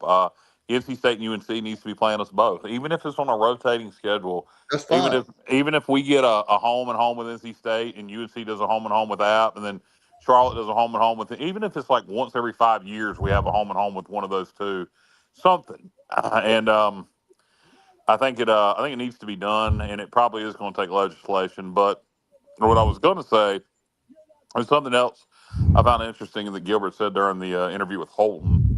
And he didn't say this specifically, but this is how I took it. He was talking about how he thinks college football is still greatly undervalued, and I think he was talking about at the Group of 5 level. I think he not so much that the Big Ten and the SEC, because they get enough money from TV. I think he was implying at least this is how I took it, reading between the lines, that he doesn't think a lot of people think the TV contract in the American is probably going to go down at next renewal because of the teams we lost, and I kind of took it as like he doesn't think that it may go up. So we'll see. The numbers were really good this year for the American on TV. And look at our bowl as far as hey Matt, did you see that? Wasn't our bowl? It was one of the most watched bowls we had. All the bowl games were up this year. All the bowl rankings were up. It wasn't just ours. It was.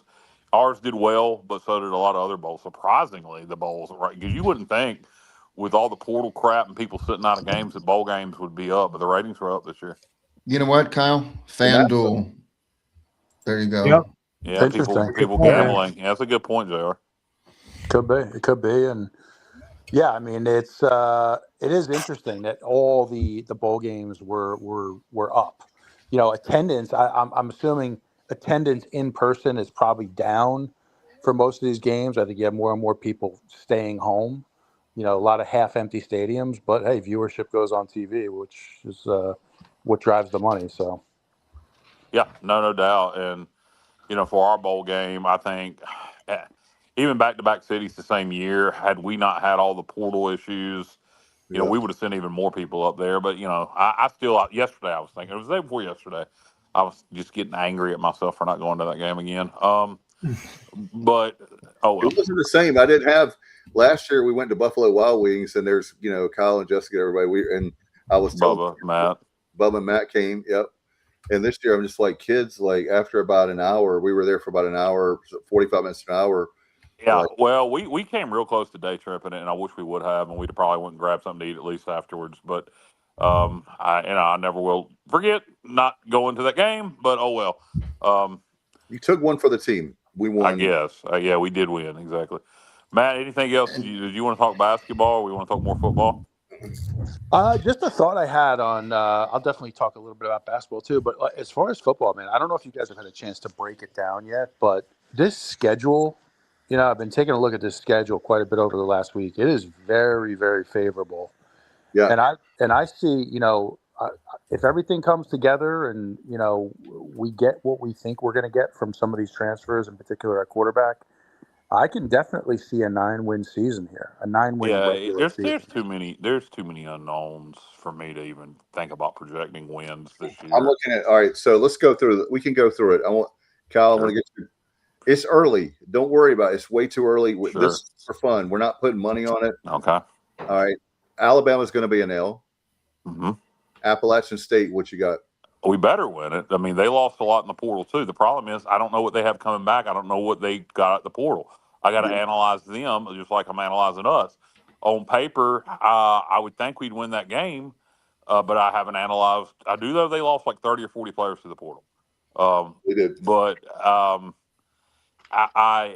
that's the game we need to win. We cannot afford to lose 4 in a row to App State. And guys, Stevie's about to check out here. So Stevie, you want to tell everybody goodbye? See you guys. I got something I got to take care of right quick. Hey, you got to go to the Wrestle Rock Rumble. I'm in a rage. I got to get out of here because I'm in a rage. I'm in a rage. All right, Stevie. Good night, Stevie. Good night, everybody. Good night, Stevie. Yeah. So all right. So App State, I'll say win. All right. So will it be? I'll say win. What about you, Alan? App State. Who you got? App State, East Carolina. I'll tell you the truth. I don't want to bore our viewers. Kyle and Matt can take care of this. I'll set this one out. I'm sure I agree with both you anyhow. All right. So yeah, I'm going to throw I'll tell you what, guys, I'll throw the games out to you. You tell me win or loss. And again, just based on, like right now, we know that there's things that can change, injuries, all that. So, all right. We have, so far we're saying Alabama loss, Appalachian State win. That's 1-1. Then we go on the road on September 19th to Old Dominion. I got to look at what they got coming back. Did they lose that quarterback this year? Or did they transferred out? Right? Yeah, he transferred out to the West Coast, I believe. Again, they lost. They lost their O-line coach. Their OC's back. I got to look what they have coming back. I'm gonna say toss up. I'll say it's a tough game. It's a tough game, but I think it's one you have to get. And I say we win it. All right. So we got. I'll go with you, Matt. I like the Allen Old Dominion on the road. You like them to win, us to win or lose that game? Yeah, I think we get that one. I think it'll be close, but I think we get that one. Yeah, we pulled out. I think we're 2-1 going into North Carolina. Who did Old Dominion get out of the portal for quarterback? I don't know yet. That's exactly right. I mean, that's what I'm saying. We can't. It's hard to make realistic projections. That's why I'm not participating. Let's call it. Well, let's preface it by calling it the way too early. Okay. All right. Next. All right. So after that is Central. Central. We win. We'll all say win.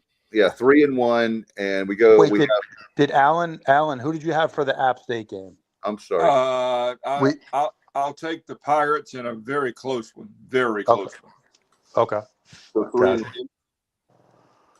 And I take it, Alan, you like us to beat Central. I think that's pretty much a lock. We better beat Central. Yeah. It's going to be a long season, bro, if we don't have that. Yeah. Then we don't, I'll meet you guys at the Green Street Bridge. Oh my God. Then we have a bye. Looks like we have a bye, and then we play. We're gonna win that one. Yeah, I know what's coming. I'm waiting for. We're gonna beat off next. Thank you. We have Rice on October the 10th. So you got a triple option team. I don't know. Again, what did they lose? What do they have coming back? Year 2 in the triple option system. They were good at times last year. We're pretty good against the triple option with Coach Harrell. You should win that game, but again, I don't know what they did they lose many to the portal. If you got everybody back from that offense, if they didn't lose many to the portal, and year 2 under that offense, they could be a problem. But I'll say win, but who knows?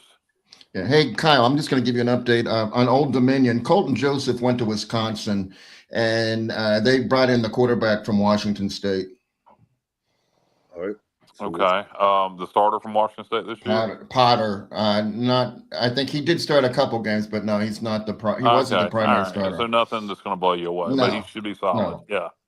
Okay. All right. Let me just preface really quick one thing I want to say, guys. The reason why I feel good about, and I know, you're 100% right. A lot of moving parts with the portal, the new OC, everything. But you look at this North Texas system, right? It is a quarterback-friendly offense, and I sent you guys some videos. I think I sent them to you the other day. Just some things they do with the tunnel screens and getting the ball out quick.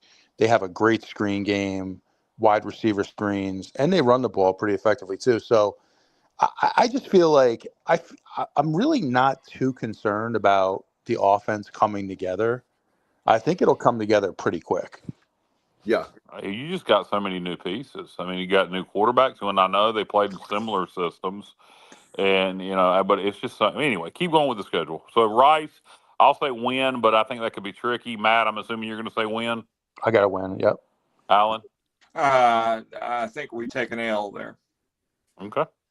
I got to win. I hope I'm wrong. That makes us 4, and the first 5 games we'll win 4 out of 5. Well, I mean, I had one as a toss-up, and then Alan has that one as a loss. Yeah. But all right, so next. UAB on the road. That's a Thursday night. I know nothing about UAB except they've been the drizzling shits. They made their OC their head coach. You got to win. I can't imagine they're going to be good. You got to win that game. Yeah. All right. Then we have the second Thursday night game. The Thursday night games are back-to-back on the road at Memphis. Loss. All right. What do you think? Loss. Matt, UAB and Memphis. You didn't give either one of those. Oh, UAB a win, Memphis a win, and Memphis got absolutely. Yeah, but they did well in the portal. By the portal. They did well in the portal, though, Matt. Yeah. No, they did. And I don't know. I'm just feeling. What point in the season? Are we in November by that point? October 22nd. Ooh, I wish that was in November. His teams typically fall apart in November. Well, we historically. And guys, Matt. Whose team is it, though? Who's the coach now? Dude from Marshall and Southern Miss. Huff. Charles. Huff.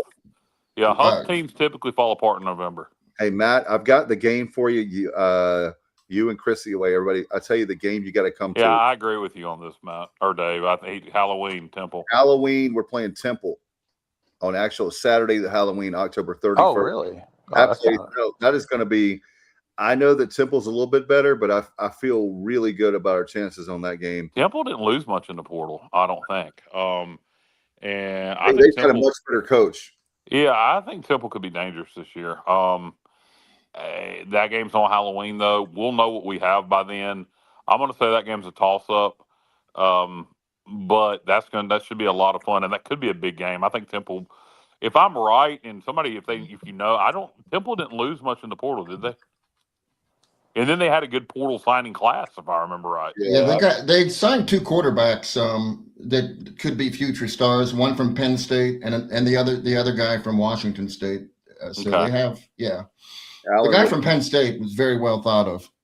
Alan, what do you think about the Temple game in Greenville, Halloween?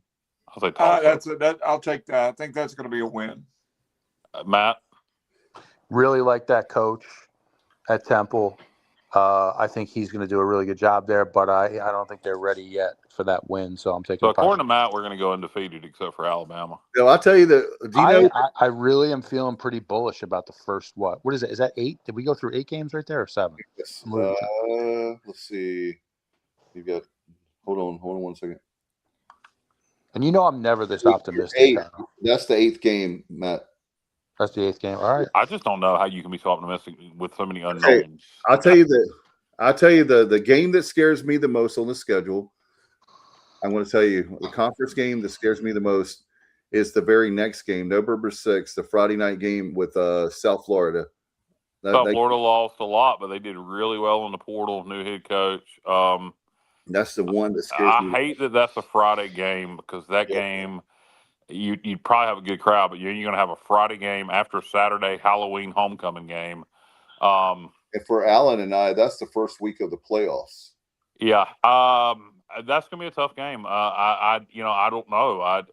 I hate to cop out again, and I'm going to say toss up on that one too. What do you think, Matt? I mean, that game scares me as far as the crowd, the atmosphere. But if we're winning, if we're doing what Matt thinks we're going to do, then you can take a lot of those crowd worries out no matter what. That's true. Yeah, this one's a toss up for me. I'm actually leaning towards we're going to have to lose at some point. So I mean, that's the L for me. For me, I'll lean towards an L for this one. Yeah, right. South Florida lost a lot of players to Auburn, but they had the number 1 portal class in the conference. And then there are 41 players to bring it in.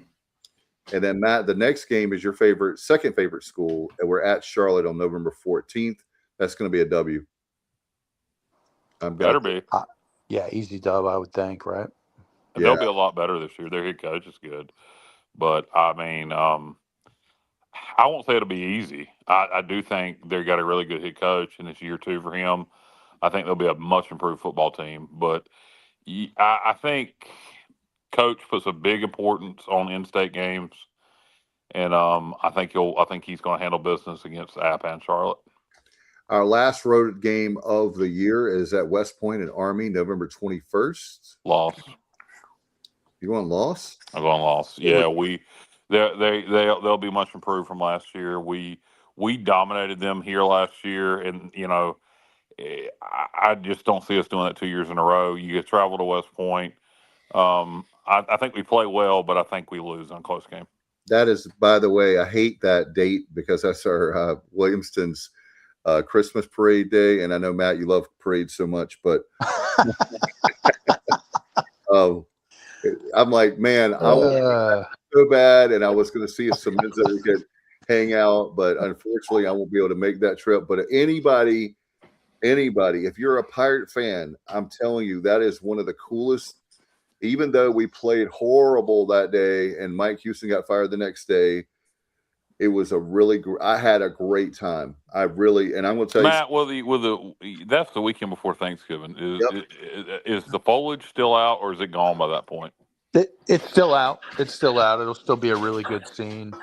Yeah, it'll be a great scene. It is a really cool place to take in a game. If I'm not sure if all you guys have been there before, but it's a good spot. I have not.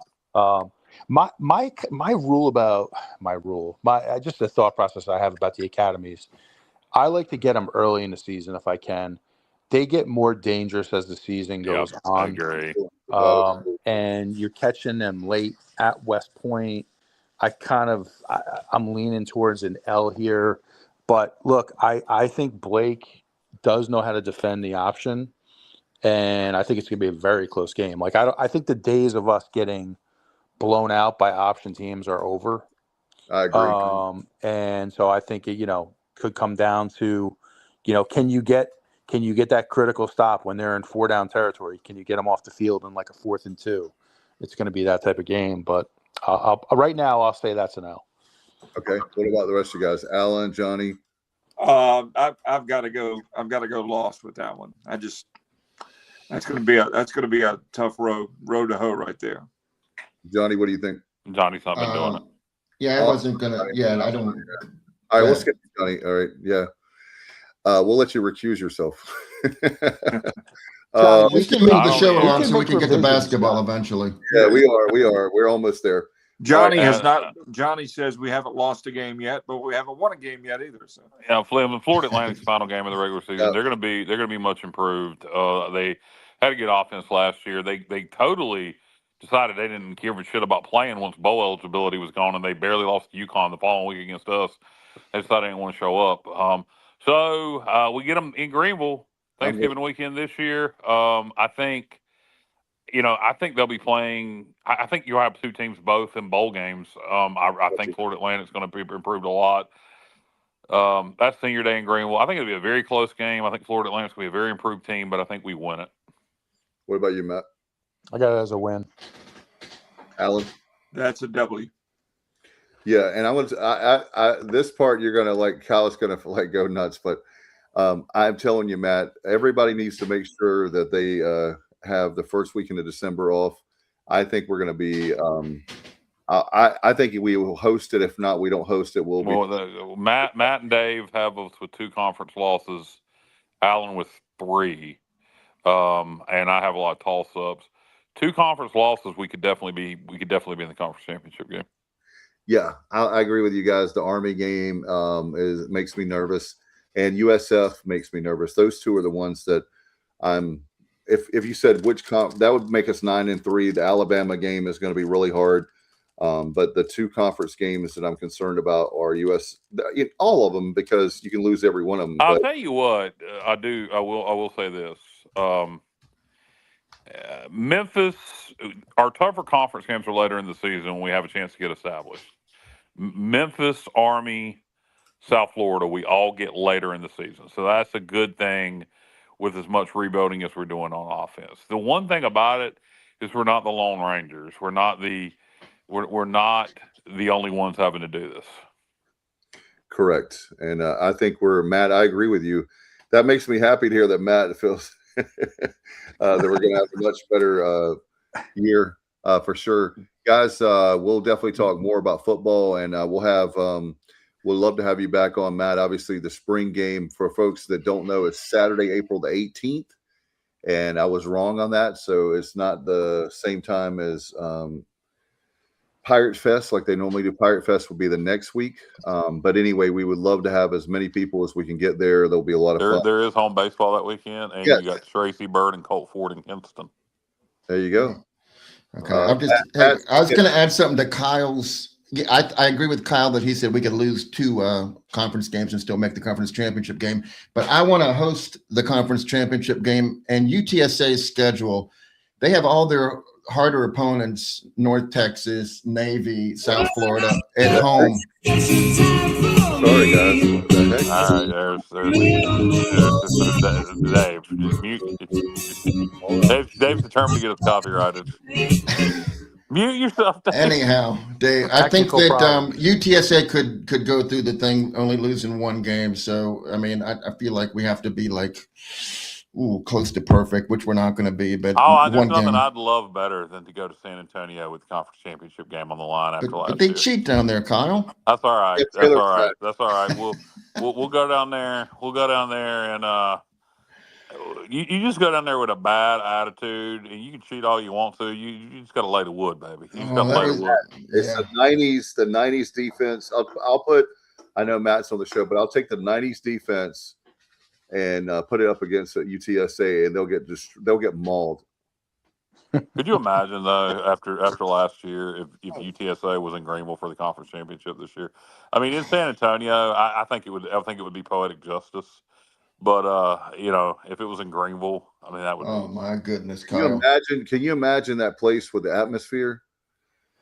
It would arguably be the biggest home game ever. Correct? If the playoffs were on the line, and you don't know if they would be, because other conferences, the Pac-12 now will be in existence. Mountain West has done some interesting things.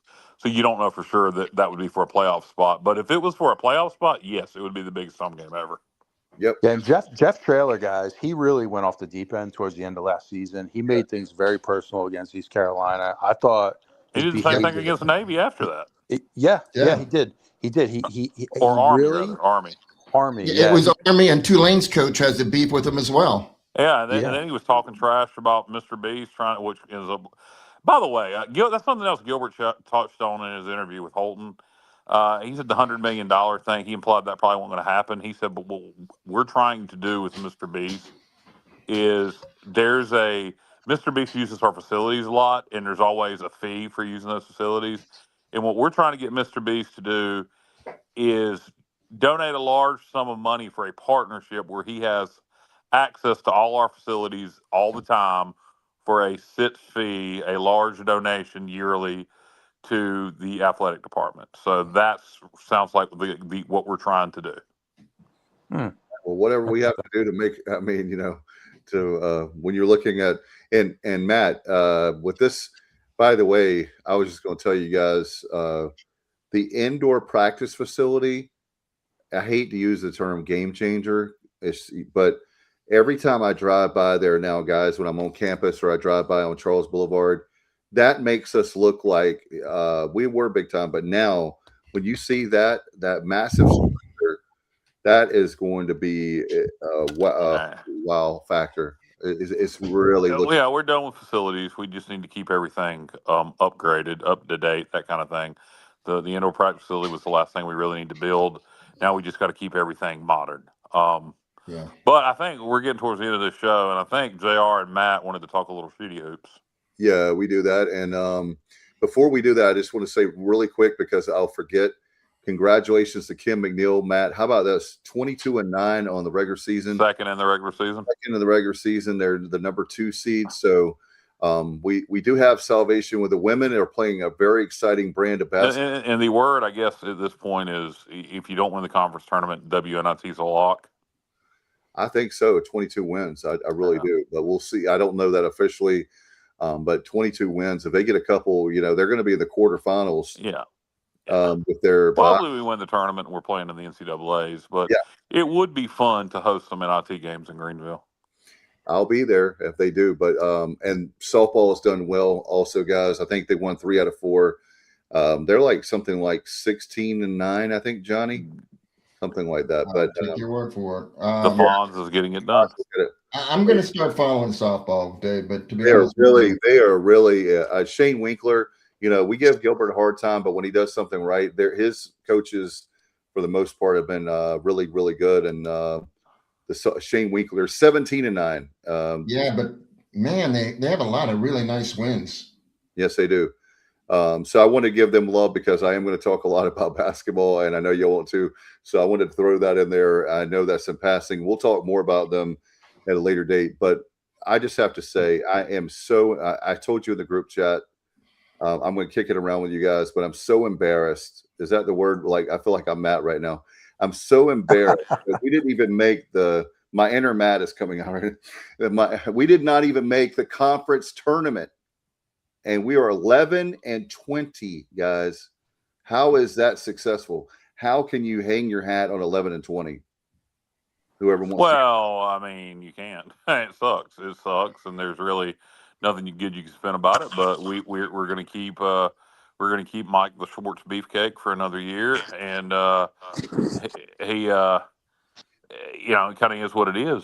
That there's really nothing more I can say about it. I know Alan's a big Mike Schwartz fan, but we're keeping him another year. Bottom line is, next year, you either get it done or you go back being an assistant coach somewhere.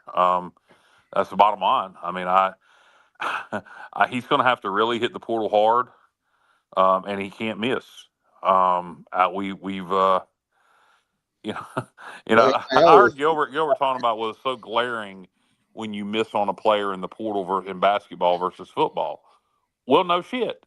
You don't have to take it. He's talking about because he's like, you only have 5 guys on the court. Well, you also don't take 57 guys out the portal either. So yeah, it's more glaring because there's not that many you have to take, so you can't miss on them. This is it for Schwartz. So there's really not much to analyze. Hey, y'all can analyze all you want, but from my standpoint, with the decision's been made, he's back next year. So it's time to he either gets it done or he doesn't. It's really that simple. There's no question next year. Nobody's going to sit here and ask. You know, the question is, what is the threshold? My only question for next year is, what is the threshold for success to keep him? Is it a winning season? Is it 19 wins? Is it 20 wins?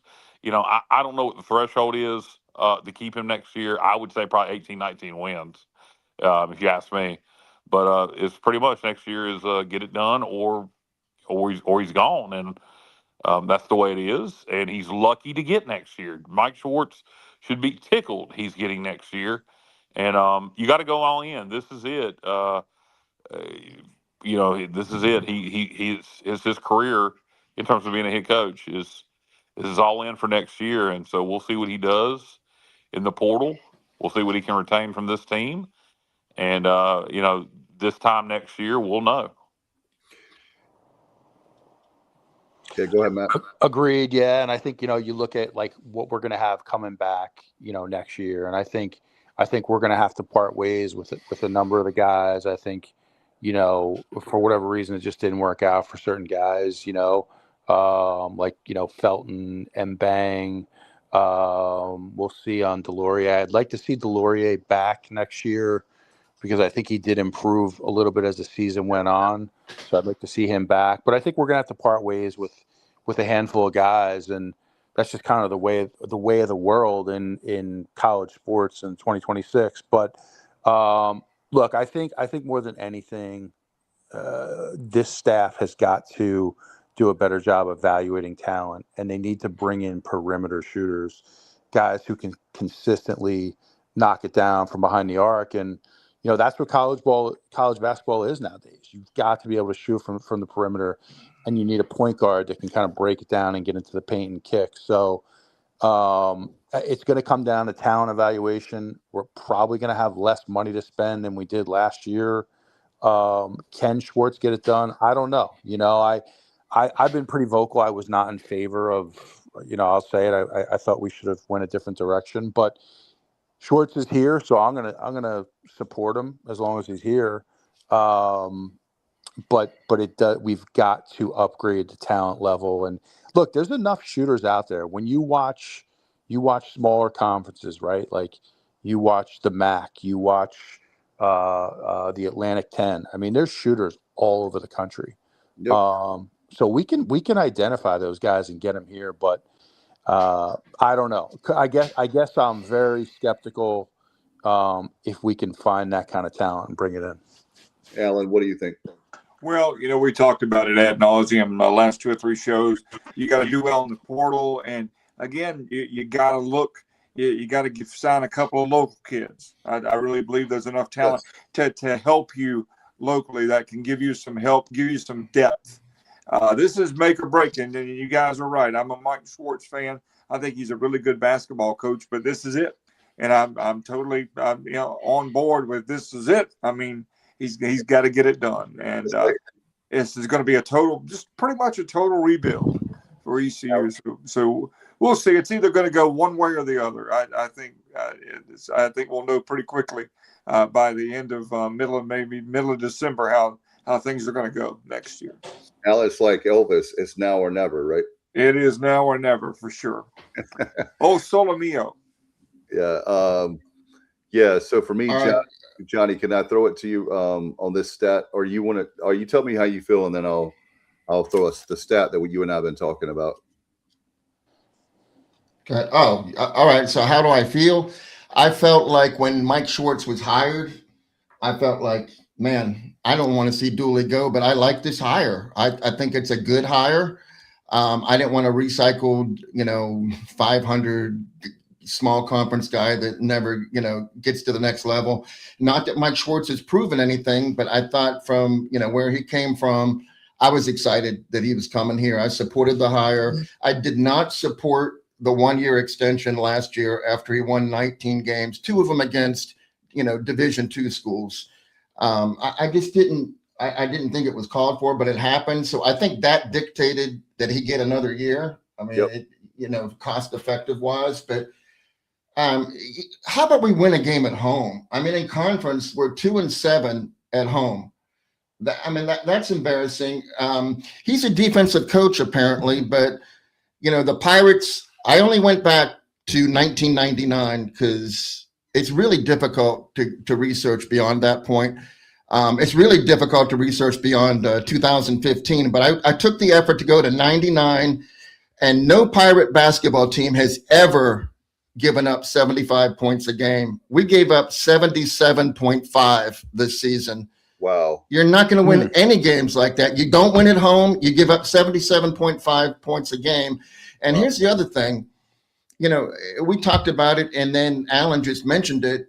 I'm tired of reading on X about local high school coaches that say there's no cooperation between, Mike Schwartz's staff and them. They're ghosts. They don't even know. He doesn't even know that they exist. I hate that.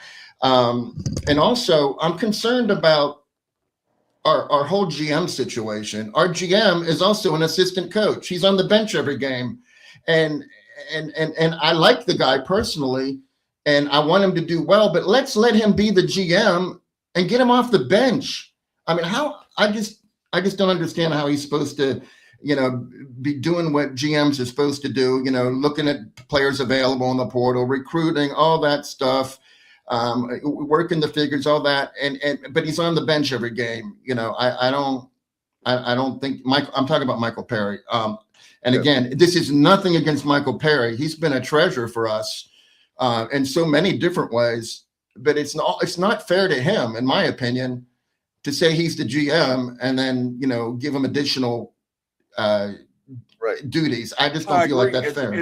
It's like the president of a bank working the drive-through. Which like a sucker. And to follow up with what Matt said, I agree. We got to cut some people loose. The guy from the two foreign players we got in, Patty, DRC, and Petrovic. They played, I guess, in Europe and where's he from? New Zealand or Australia? I think he's from Australia. Okay. They don't play any defense in those countries apparently because those two they don't even try. And I wanted both of them to be on the court more because we needed 3-point shooting.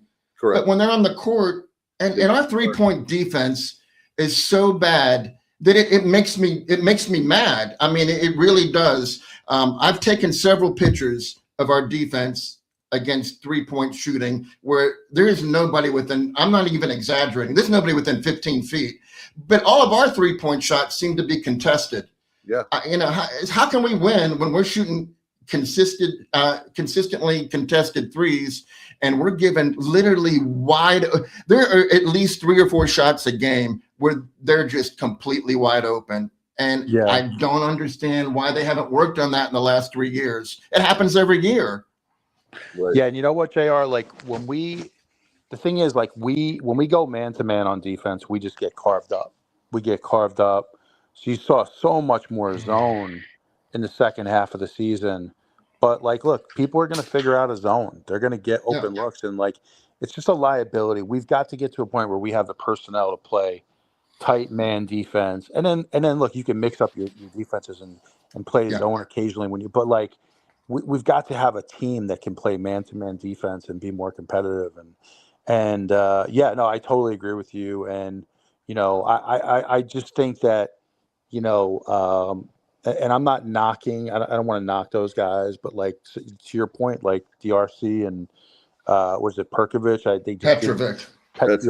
They just didn't show anything this year, and the situation that Schwartz is in, where he's got to win now, he can't afford, in my opinion, to keep guys around that just haven't shown anything. It's just he's going to have to make tough decisions, and you look like who do you bring back? I mean, I think Calker, I'm going to bring back. You got to bring him back. But you still need another point guard. He's not we need to bring him back. I agree.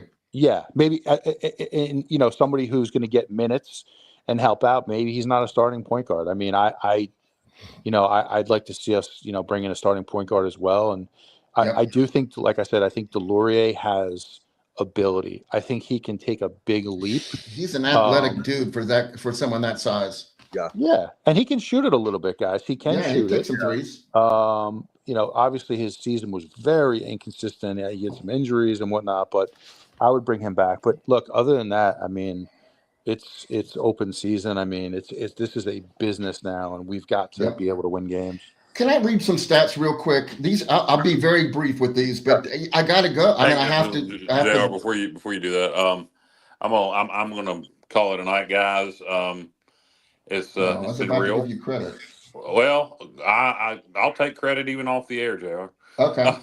But I don't know what you're going to give me credit for about basketball. Well, because you said something that, we can't even, like high school recruiting is almost like going to be shoved to the back table because he can't afford to wait. We got to wait. Yeah, and I do agree. And I've said that for years. We need to get more Eastern North Carolina talent. I don't know why. But this isn't the year to do it. Yeah, this is not. Yeah, but we can't because he's going to have to go to the portal. So, it's a 5-star guy. If it's a 4 or 5-star guy, we've got a 4-star guy coming from north of Charlottesville. But we're not even recruiting Eastern North Carolina, so it's too late. Yeah. But I don't know why we don't do that. But that's something the next guy needs to address. And I'm just going to be honest with you. Schwartz is a hell of a nice guy, but I just have never been impressed. The question when you hire a head coach is an upgrade. Was Schwartz an upgrade from Dooley? No. And then I'll leave it there. And I wish him all the success in the world next year. Anybody's the head coach of the Pirates, I'm going to root for him. I'm going to be critical of it when it needs to be critical of. I'm not that passionate about basketball, so I can live with it. But I'll leave it with that. And good luck to Schwartz this offseason in recruiting, and good luck to him next year on the court. And if he wins, I'll be happy to eat my words. But I just haven't been impressed by him since he's been here. And make me eat my words next year, Coach Schwartz. I hope you do. And that's all I got. And I'll be looking forward to watching the ladies in the conference tournament and see if we can make a run to the NCAA tournament. Baseball this week, next week, rest of the season, got to get things rolling. I still think we got a great baseball team, and we'll be playing in June. That's all I got, guys. Go Pirates. All right, good night. See you, man. All right, I'm going to do this quickly, but these stats, this is for the American Conference. Okay, we have 13 teams in the American Conference. Okay, offensive efficiency, we're 11th. Defensive efficiency, we're 12th. Margin of game margin, we're 12th at negative 5.9 points per game. Team field goal percentage, we're 12th.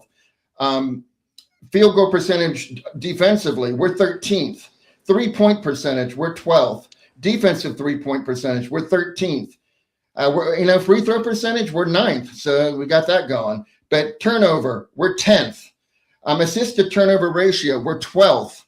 You know what we are good at, though? Average home attendance. That's our strong point. We're 6th, averaging 3,364. Now, by contrast, though, Dave, we're talking about, we should have more money than anybody. Memphis is getting 96.07 per game, and Wichita State's getting 6,019 per game. So we're well behind those two teams, but we are 6th in the conference in home attendance. But other than that, every one of these stats is just horrible. JR, do you have our percentage? What did we shoot from the 3-point line as a team? 28.8%. Yeah, I was going to. But hold on, Matt. Hold on. I need to qualify that number. I'm going to qualify that number because Gardner, by himself, he came in and he didn't even take a 3 for the first 2 games. He looked lost to me the first 2 games. But man, when he dialed in, he's shooting on the season 42.6%. And Corey Cocker started the season 11 for 57, which is 18%, but finished the season 30 for 69, which is almost 44%. So Cocker and Dimitri Gardner elevated those numbers. Without those 2 guys, those numbers would be, we're already dead last, but we would even be, we'd be in the teens without those 2 guys. Yeah. Yeah.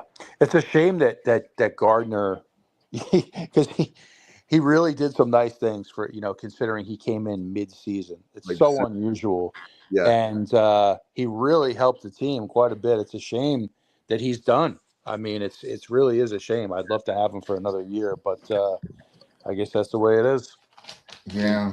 Johnny, I want you to this stat right here, Matt, and I've already put in the group chat, but this stat right here to me, if you said whether we should keep Schwartz or not, and I know we are, I'm just saying, but I want the administration to tell me that this is okay for where we rank in the number. We have 19 schools in North Carolina that play Division I, and Johnny, tell them where we rank. Net ranking. Well, Net for ranking. most of the season out of 19, we've been at 16. Now we finished at 15 because North Carolina AT&T just had a horrendous finish to their season. So we finished 15th out of 19 schools in the state of North Carolina in both Ken Palm and net. And we're behind Queens, who, they weren't. Was Queens even a thing as far as basketball goes? Like 10 years ago? No, they have just moved up to Division I. Well, they moved up and they're already doing things. And I'm not going to mention High Point because they're going to make they won the conference tournament again, so they'll be back to the NCAA tournament for 2 years in a row. But we're behind NC Asheville, Elon. I mean, Elon's another team that, I mean, they weren't even in Division I not too long ago. Yep. Wow. And we can't do better than those three teams. And that's nobody's opinion. Those are a computer spitting out numbers. That's nobody no favoritism, no nothing. 15 out of 19, that's where we rank. And look, I understand we have the ACC. We have 4 ACC schools. We should at least be in the top 10, top 5. Yeah. I mean, there's no with our amount. This is what kills me. It comes down. They get mad, but I'm going to say it over and over again. Until you make a commitment to basketball, we don't even look. If I'll say this too. Maybe you just like baseball only, or you like football only. You need to start being a basketball fan because we will be in a bigger conference if we improve our basketball. Our facilities are much better now. The one thing that's missing is men's basketball because football and basketball are your 2 revenue sports. And I'm going to Alan's on and check this out, Matt. You and Johnny are going to Alan and I did the Martin County Kinston game, and he can tell you by the end of the first quarter, we had over 6,100 people in there at $15 a piece. You can do the math. It was so loud. If those guys hadn't been on press row with me to do that game, I would. If I didn't have my headset on, that's the only way I could barely hear them, and I was talking louder because I couldn't hear myself talk. That's the kind of atmosphere that our fan base deserves. I know that it was a high school game. I know it was an Eastern Regional Final. That's the blowback I'm going to get. No, you're not, Dave. Did we ever get that number this season? I don't think so. No, never came close to 6,100. No. But I'm telling you guys, that place, my point is, and Alan and I told Alan, that's probably the loudest it's been since the NC State ECU game when we won in, I think it was December of 2007 off the top of my head. But when good old Sidney Lowe with that red jacket. But no, seriously, I'll let you talk about Alan, but it was unbelievable. I told him I hated we lost the game, but it was a great game. And the atmosphere made you mad because you're like, East Carolina the night before didn't have this kind of atmosphere.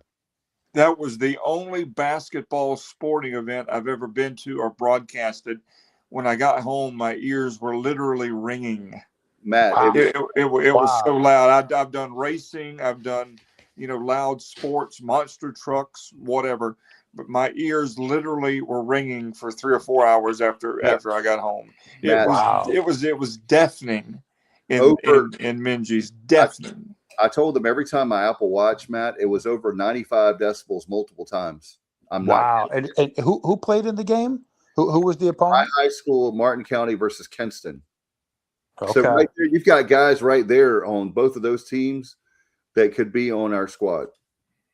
Yeah, Kinston's had a great basketball tradition for the last 30 years or more in numerous state championship appearances. Yep, and they're going to have one this week. But anyway, 6,100, and that place was rocking. Like I said, the only thing that was bad was the outcome of the game. But Kinston is very good, so you tip your hat to them. They were the better team. But there were probably 3,500, maybe 3,700 for the Goldsboro girls. That was the game before the game that we did. Yeah. So wow, there was that's more awesome people for the girls game than we normally have. So, and I'm not trying to knock people. I just want people to realize that we're not even. And Matt, I thought about you with this word. The sad thing is, I would not be happy if we were mediocre, but we're not even mediocre in basketball. I mean, and so there's no reason for me to say mediocre when that we're like looking up to mediocre, and they get mad at me when.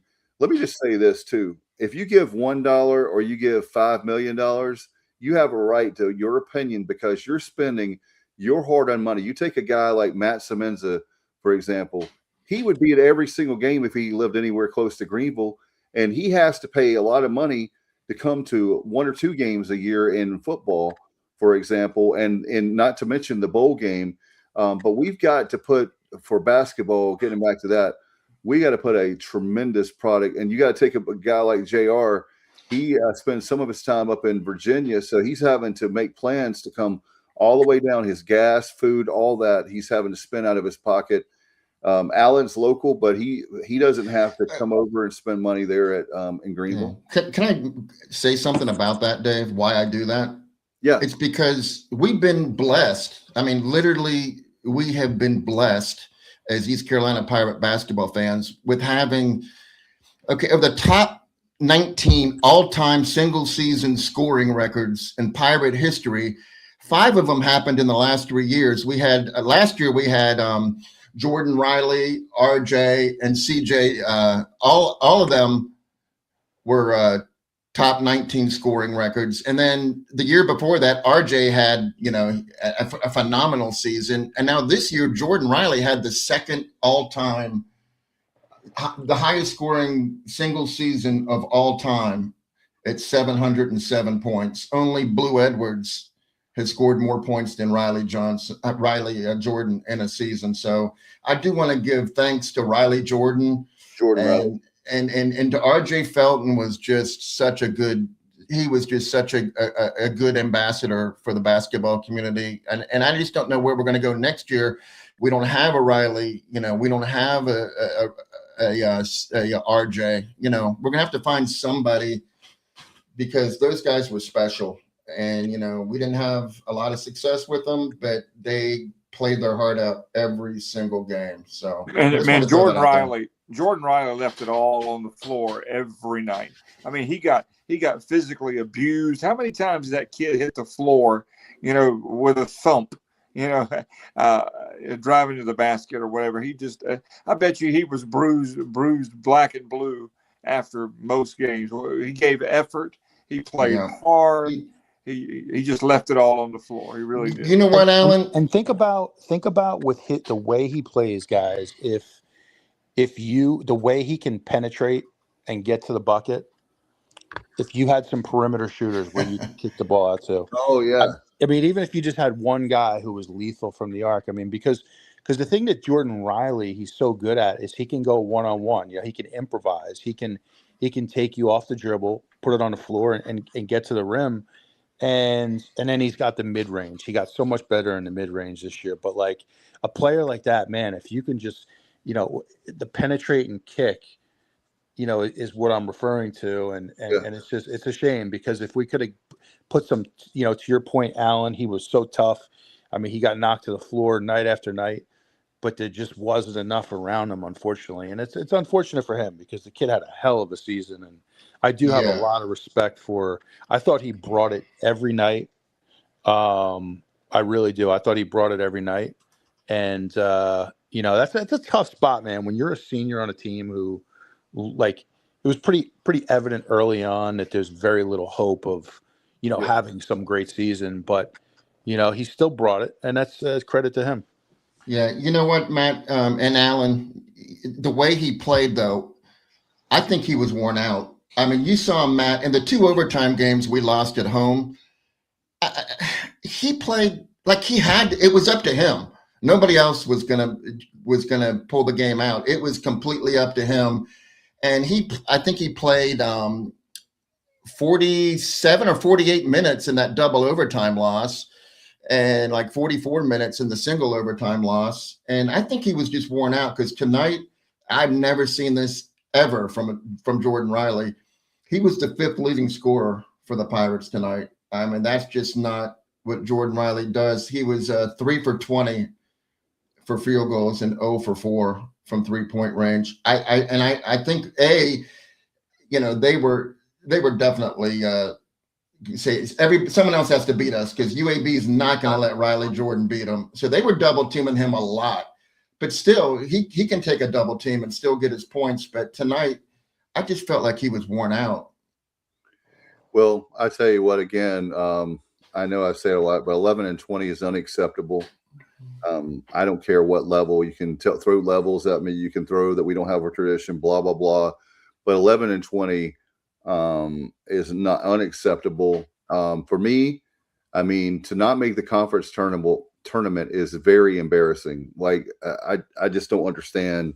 I don't agree with the American. I will say this to defend Schwartz and Gilbert and everybody. Every team should make the tournament. I don't like the fact that the women and men play in the same week. So that means that's one of the reasons why not everybody makes the tournament. And I think that's we're the American. They can hate me too, but they have the women at the beginning of the week and the men. The women should have played this week and the men next week. And that way we would get all that. We would get all the teams in there. Yeah. I don't. You can definitely work it out with 13 teams. You can definitely do it with buys and different things. We've done it before. Yeah.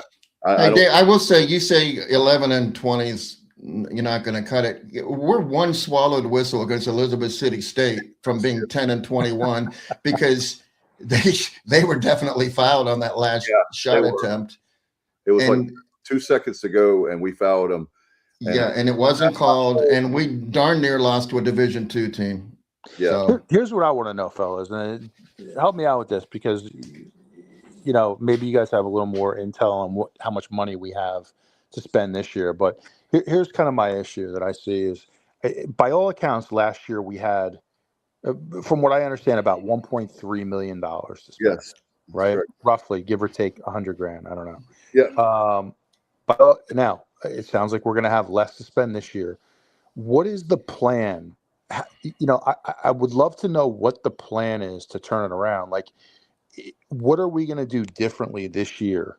All right, with less money to make an impression on these athletes where they're going to commit to East Carolina. That to me is what I would love to hear. I would love to hear a plan laid out, and because it just seemed like last offseason, it just seemed like there was no plan.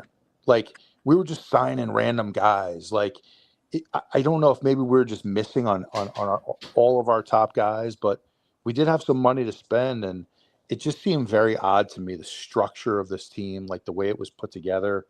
When you look at it, like it just didn't flow. The structure of it. So that's what I want to know. And I don't know if you guys have any insight on that, but that's kind of where I'm thinking.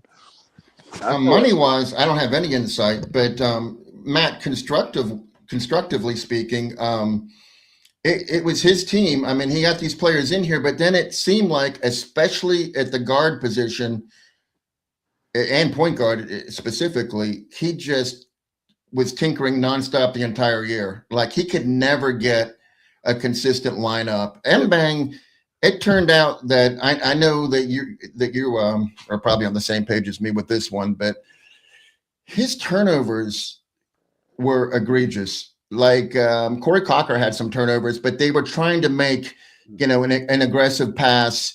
Mbang's turnovers were just throwing it to the other team, and he did it a lot.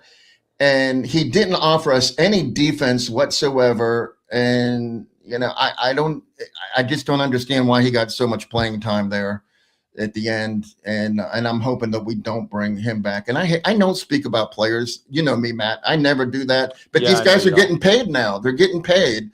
Yep. So they have our money. So I don't think we should pay them anymore. That's just my opinion. There's only two guys that I thought were consistently giving effort all year. That was Jordan Riley and Emma Juru. consistently diving for loose balls, doing that sort of thing. And that's what bothered me too. I just didn't see the fire. Matt hit the nail on the head a few minutes ago.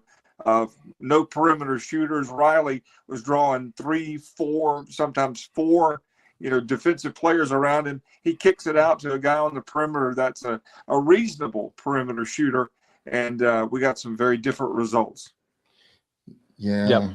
Yep. I think you should give Gardner more credit though, because he was our second leading scorer since he arrived. And Emeruju, his thing is getting to the foul line. That's what he does really well. Him and Jordan Riley combined shot 64% of our foul shots for the season. I don't think there's any other team in the nation that has two guys shooting 64% of their foul shots. The thing is, Jordan Riley shot, a pretty good percentage, over 70. Emeruju couldn't shoot a foul shot, so he was getting fouled a lot, but he wasn't converting. I just feel like Gardner was more valuable in the second part of the season. We could have had him at the start of the season, but there wasn't a spot for him. So, I guess with maybe I don't know whose injury it was. Maybe Jay Shane finally was determined that he couldn't play anymore.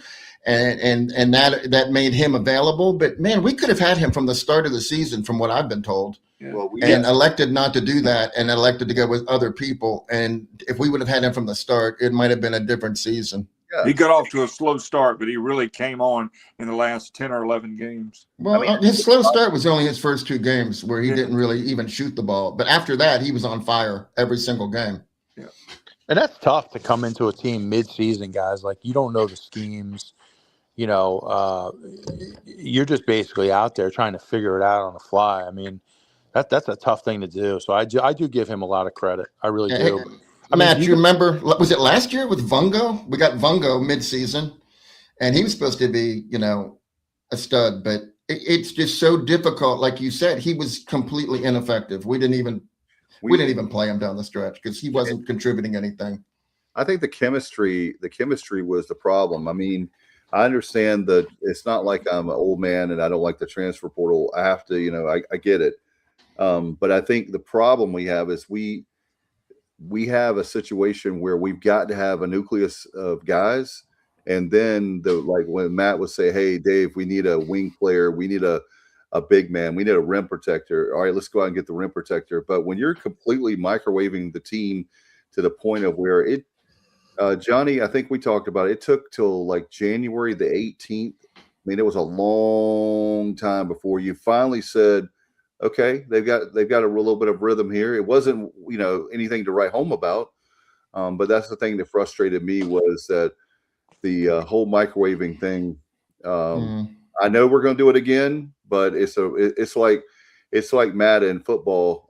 It's to me like a Hail Mary, and I understand that we have to make something happen now. We don't have tomorrow as far as multiple seasons, but not having enough high school recruits is a big problem. I'll tell you why. Okay, let's say that I'll just say this. Let's say that he has a winning season, right? Well, you don't have the high school guys the guys that you've got coming behind them, that maybe they start in a year or two. And they have playing time. Yeah, well, they got red shirts. They can still recruit high school players, but they're not going to contribute this year. But they could contribute after, the following year. We'll redshirt them or something. But Dave, I feel like I'm just dominating this conversation. But man, I'm really passionate about this, and this is going to be my final thing. Probably not, but I'm going to think it might be. When we talked in January 18th, and I said, I can see him starting to gel finally. They never followed up a good performance with another good performance. That is the thing. They would, look at this, man. We got it figured out now. And then the next game we come out flat and get run over by 18 points. We never, we very rarely had back-to-back or, God forbid, 3 performances in a row where we were looking like we had it figured out. Yeah. And, guys, there's players out there. I'm one of these guys. I'll be up watching on a weeknight at 1 a.m. watching Cal Poly on ESPN2 versus like St. Mary's Tech, you know. And there's so many shooters around the country. I mean, they're there. They're out there.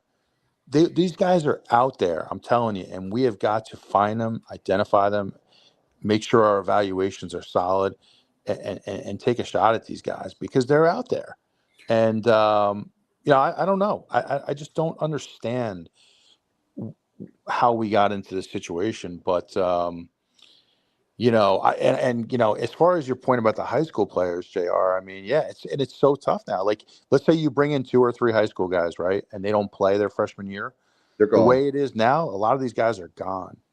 They're in the portal, and so I don't know. I liked what Florida Atlantic did a few years ago. They had $1 million to spend. They I think they brought in 5 guys, paid them $200,000 each, and built a team like that. And I don't know if we have $1 million to spend, but I feel like you can get 5 good players for that. Hey, Matt, I lied. I knew I would have more to say, but let me just throw this in here because I'm giving you all the credit for this. You said there's guys out there in smaller schools that can shoot a 3. Mm-hmm. Isn't that what you just said, pretty much? Yeah. Yes. Okay. I'm looking at the top 10 3-point percentage shooters. And there's some big schools in there, but here we go. Number 1 is from UNC Greensboro. Then we got a guy from Liberty, a guy from Yale, a guy from Belmont, a guy from St. Louis, a guy from Quinnipiac, a guy from Detroit Mercy, a guy from Radford, a guy from Kent State, a guy from Harvard, UCLA, Texas. So you're right. I never even thought about it really, but you nailed that. Most of the guys with a higher percentage or 3-point percentage are in smaller schools. Now they're not facing the same defenses that SEC guys are, but still, it's that stat needs to be recognized. So and that proves your point. Yes, thank you. No doubt. I'll tell you, I just want, like I've for me, as far as administratively, I want to see more investment. I want to see. Matt, you were not with us the other night, but I said I didn't stay. Don't worry, I didn't stay up all night with this name. But we need to have some kind of fundraising thing, like Operation Basketball. We want our and let me say this: Matt and I are in agreement on this. I know, but I'm tired of hearing about how we're 3rd or 4th or 5th. If you have that kind of mentality, then you're never going to be anything. We need to say we're shooting to be number 1. Okay, so if we finish 3rd or 4th in getting NIL money and revenue sharing, that's fine. But if you have your goal to be 3rd or 4th, then you're satisfied with that. I'm sorry, that's not acceptable. And to hear that we're 15th out of 19th, when we should be competing for championships, no excuses. I don't care I love Schwartz. I want him to be successful. Today I was pulling really hard for that team. I didn't want that to be Jordan Riley's last game, but it was, and so that hurts. But to not spend money, the amount of money, and using excuses, there are no excuses. You need to get up on the phone, call those donors, and say, "Look, I need a commitment of X, whatever the amount of money, whatever Schwartz needs. Let's give him the money, whatever." And also we've got to improve on basketball ticket sales and promotions. We don't do a good job of that. We never have. It's not that I'm anti-Gilbert and so I look for anything, right? We've always been that way with basketball. We don't care about basketball. And it's like I heard the Toby Keith song today, Alan, and it made me think about this. It's a little less talk and a lot more action. And that's what we need. We need action when it comes to basketball. And I was really hurt this afternoon. I said, we're at the point now where we just need to cut basketball. If we're not going to take it seriously, cut basketball and give more money to other programs. No, that's not the answer. Well, that's an emotional response, and I get it. I've been there, but they're not going to. What we've talked about so many things, but there's nothing on a Wednesday night against Tulsa, let's just say for argument's sake, that nothing is done promotions wise to get the fan base engaged and involved. And I'm not being critical. I'm just saying, you got to do some kind of promotion for every home game, something, anything. Yeah. And to entice people that are on the fence about coming to the basketball, you got to give them a reason to want to come. You got to win some games first, obviously, but there has to be some other things that go along with that to entice people to come to Williams Arena Minges Coliseum, because it's a great facility. It's a great atmosphere when it's doing what it's supposed to do. It's a lot of fun. It's a great family outing. We're just not. There's something missing.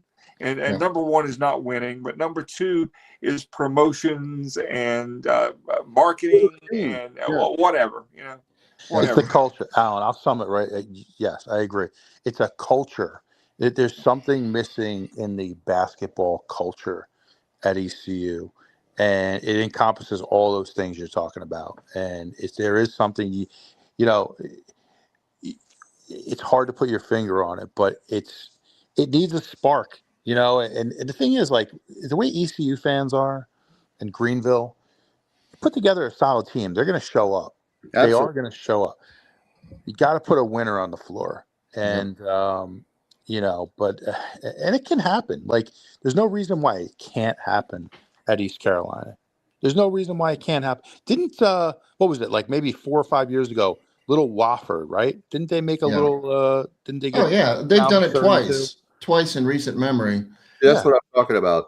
George Mason. Gardner Webb is the team that finished 19th in the state. They won their first round conference tournament game in the Big South. I mean, they even have that over us. Even teams we finish ahead of. Still, I mean, technically, that'd be awesome. Go to the students get to go to a conference tournament and watch their team win. That's pretty cool. Yeah. It's going to be interesting to see. I'm going to be pulling hard. Matt, I was going to tell you the Gilbert came in and inherited a mess with basketball as far as the arena. They've done a nice job with the graphics, or look a lot better in there. They've done a really nice job with having the seats on the right. If you're looking at the court, the right side, those purple seats where I sit and Johnny sits. Some of the people are not happy with it, but you have the whole left side when the students are gone that they can sell those tickets, But and the lights, I've told this story a couple of times. I'll tell it real fast again. The lights were so outdated that the lights were run on Windows 95, the original computer they had. And a couple of years ago, Alan probably remembers, they turned out the lights, Matt, and they couldn't get the lights back on. It took like 20 to 30 minutes. Oh, wow. But what I was getting at is Gilbert has done a nice job, and Ryan Robinson, because they raised $1 million for basketball, and they were able to fix those seating, the new seats on the lower bowl. And then also they fix those lights are very cool. They've got in there.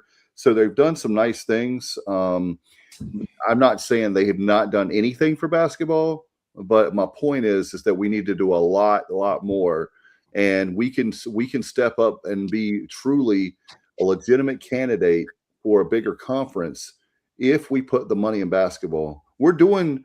Look at volleyball. We were a joke in volleyball.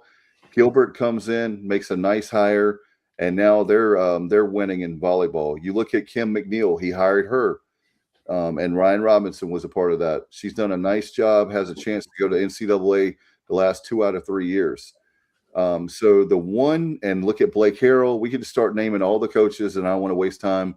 The one sport that right now is lacking, and it feels like we're talking about it, but not enough people are talking about it, is we need men's basketball to be, when Dave Hart talked about football is healthy, but men's basketball is far from healthy. And I'm hoping that we can fix that. The one good thing in this environment, guys, and we rail against the portal and all that stuff, but the one good thing is with the portal, if you get it right, you can turn your basketball team around very quickly. Absolutely. Very quickly. I was going to say the same thing, Alan. You are dead on, because that's what Matt was saying. Why can't we get it right? You only need 2 or 3 really decent players to make a huge difference. And Matt, if I'm Schwartz, I think that's what they did with this kid north of Charlottesville. We've got a 4-star high school guy coming in, 4-star in basketball. that guy, I would tell that guy, you can start playing immediately. you have to earn your way. But if you have a lot of potential, you have a good chance to start your freshman year where you may have to wait somewhere else. But we'll see. But I'm just so frustrated. Very frustrated. If he's a legitimate 4-star, then I don't think he shouldn't have any problem coming in and at the very least getting really quality minutes on a nightly basis and making a big contribution. Yeah, I agree. I mean, that is one approach you could take with high school recruiting. Like we were talking before about how it's so tough now because if these guys don't play for a year, they hit the portal. But you have a chance maybe if you're recruiting 4-star guys, high-level players, and you give them the opportunity to play from day one, that's how you're going to get them there. Yeah. Yeah, so I agree. I agree with Mike Schwartz and his staff know what they're up against. They know what the future, they need to hit the ground running tomorrow. And I'm sure they are. And I'm pulling for them 100%. I do believe in the X's and O's portion for Coach Schwartz. But this is it, guys. We can talk about it all night until Elvis comes back and plays Greensboro. But it is now or never. It is now or never, and we all want to see him succeed and want to see him do well. And but it's got to start immediately. Yeah. Well, Matt. Hey, Matt, and just Matt, because I just wanted to follow up with this.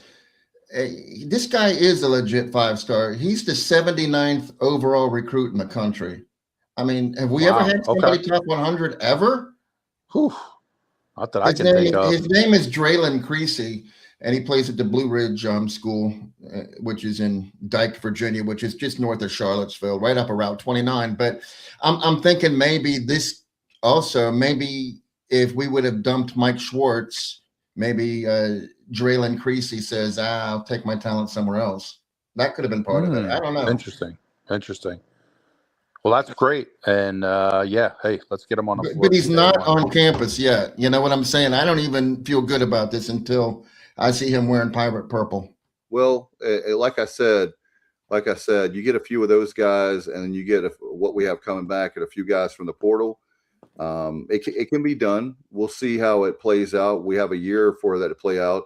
We'll see how the recruiting goes. And Matt and Johnny, the two of y'all do a lot more of that diving and looking through and drilling down as far as the portal goes and recruiting more than I'll speak for myself over Alan, but I look at it a little bit, but not like y'all do. Let's just put it that way. So good luck to our very own Pirates who have a game on Tuesday nights, and we'll talk more about that. We have our next show will be more than likely, I guess it's Thursday night, fellas, for On Deck. So we'll be talking about the Penn series. It's going to be a great series, a great week for the Pirate baseball. We'll stay positive. And do you guys have anything before we get out of here? No, just go ahead. I was just going to say, be patient. I mean, I know our bats were on fire today, but Penn, like I said on the last show, they held Texas A&M to 3 runs in 20 innings in the first 2 games in College Station. So that's their Friday and Saturday night guys. So they have good pitchers. So they might keep our backs in check a little bit, but we should definitely win these 3 games. Absolutely. Get out and support baseball when they're at home. Follow Kim McNeil and the Lady Pirates. Follow softball. And it's going to be a busy week. It's going to be a fun week. And I hope when we get back together on Thursday that we're talking about some W's. No doubt.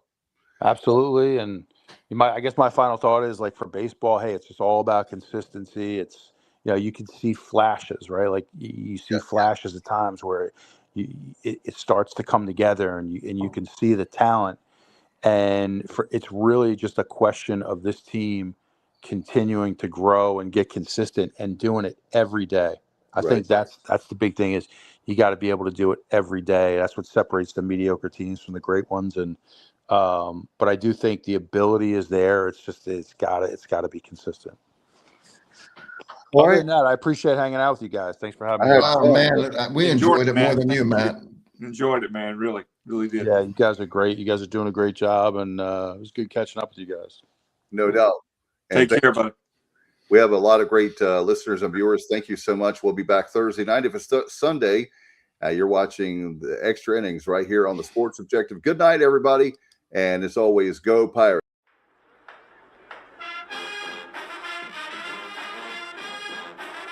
You're watching the Sports Objective, the podcast for Pirates.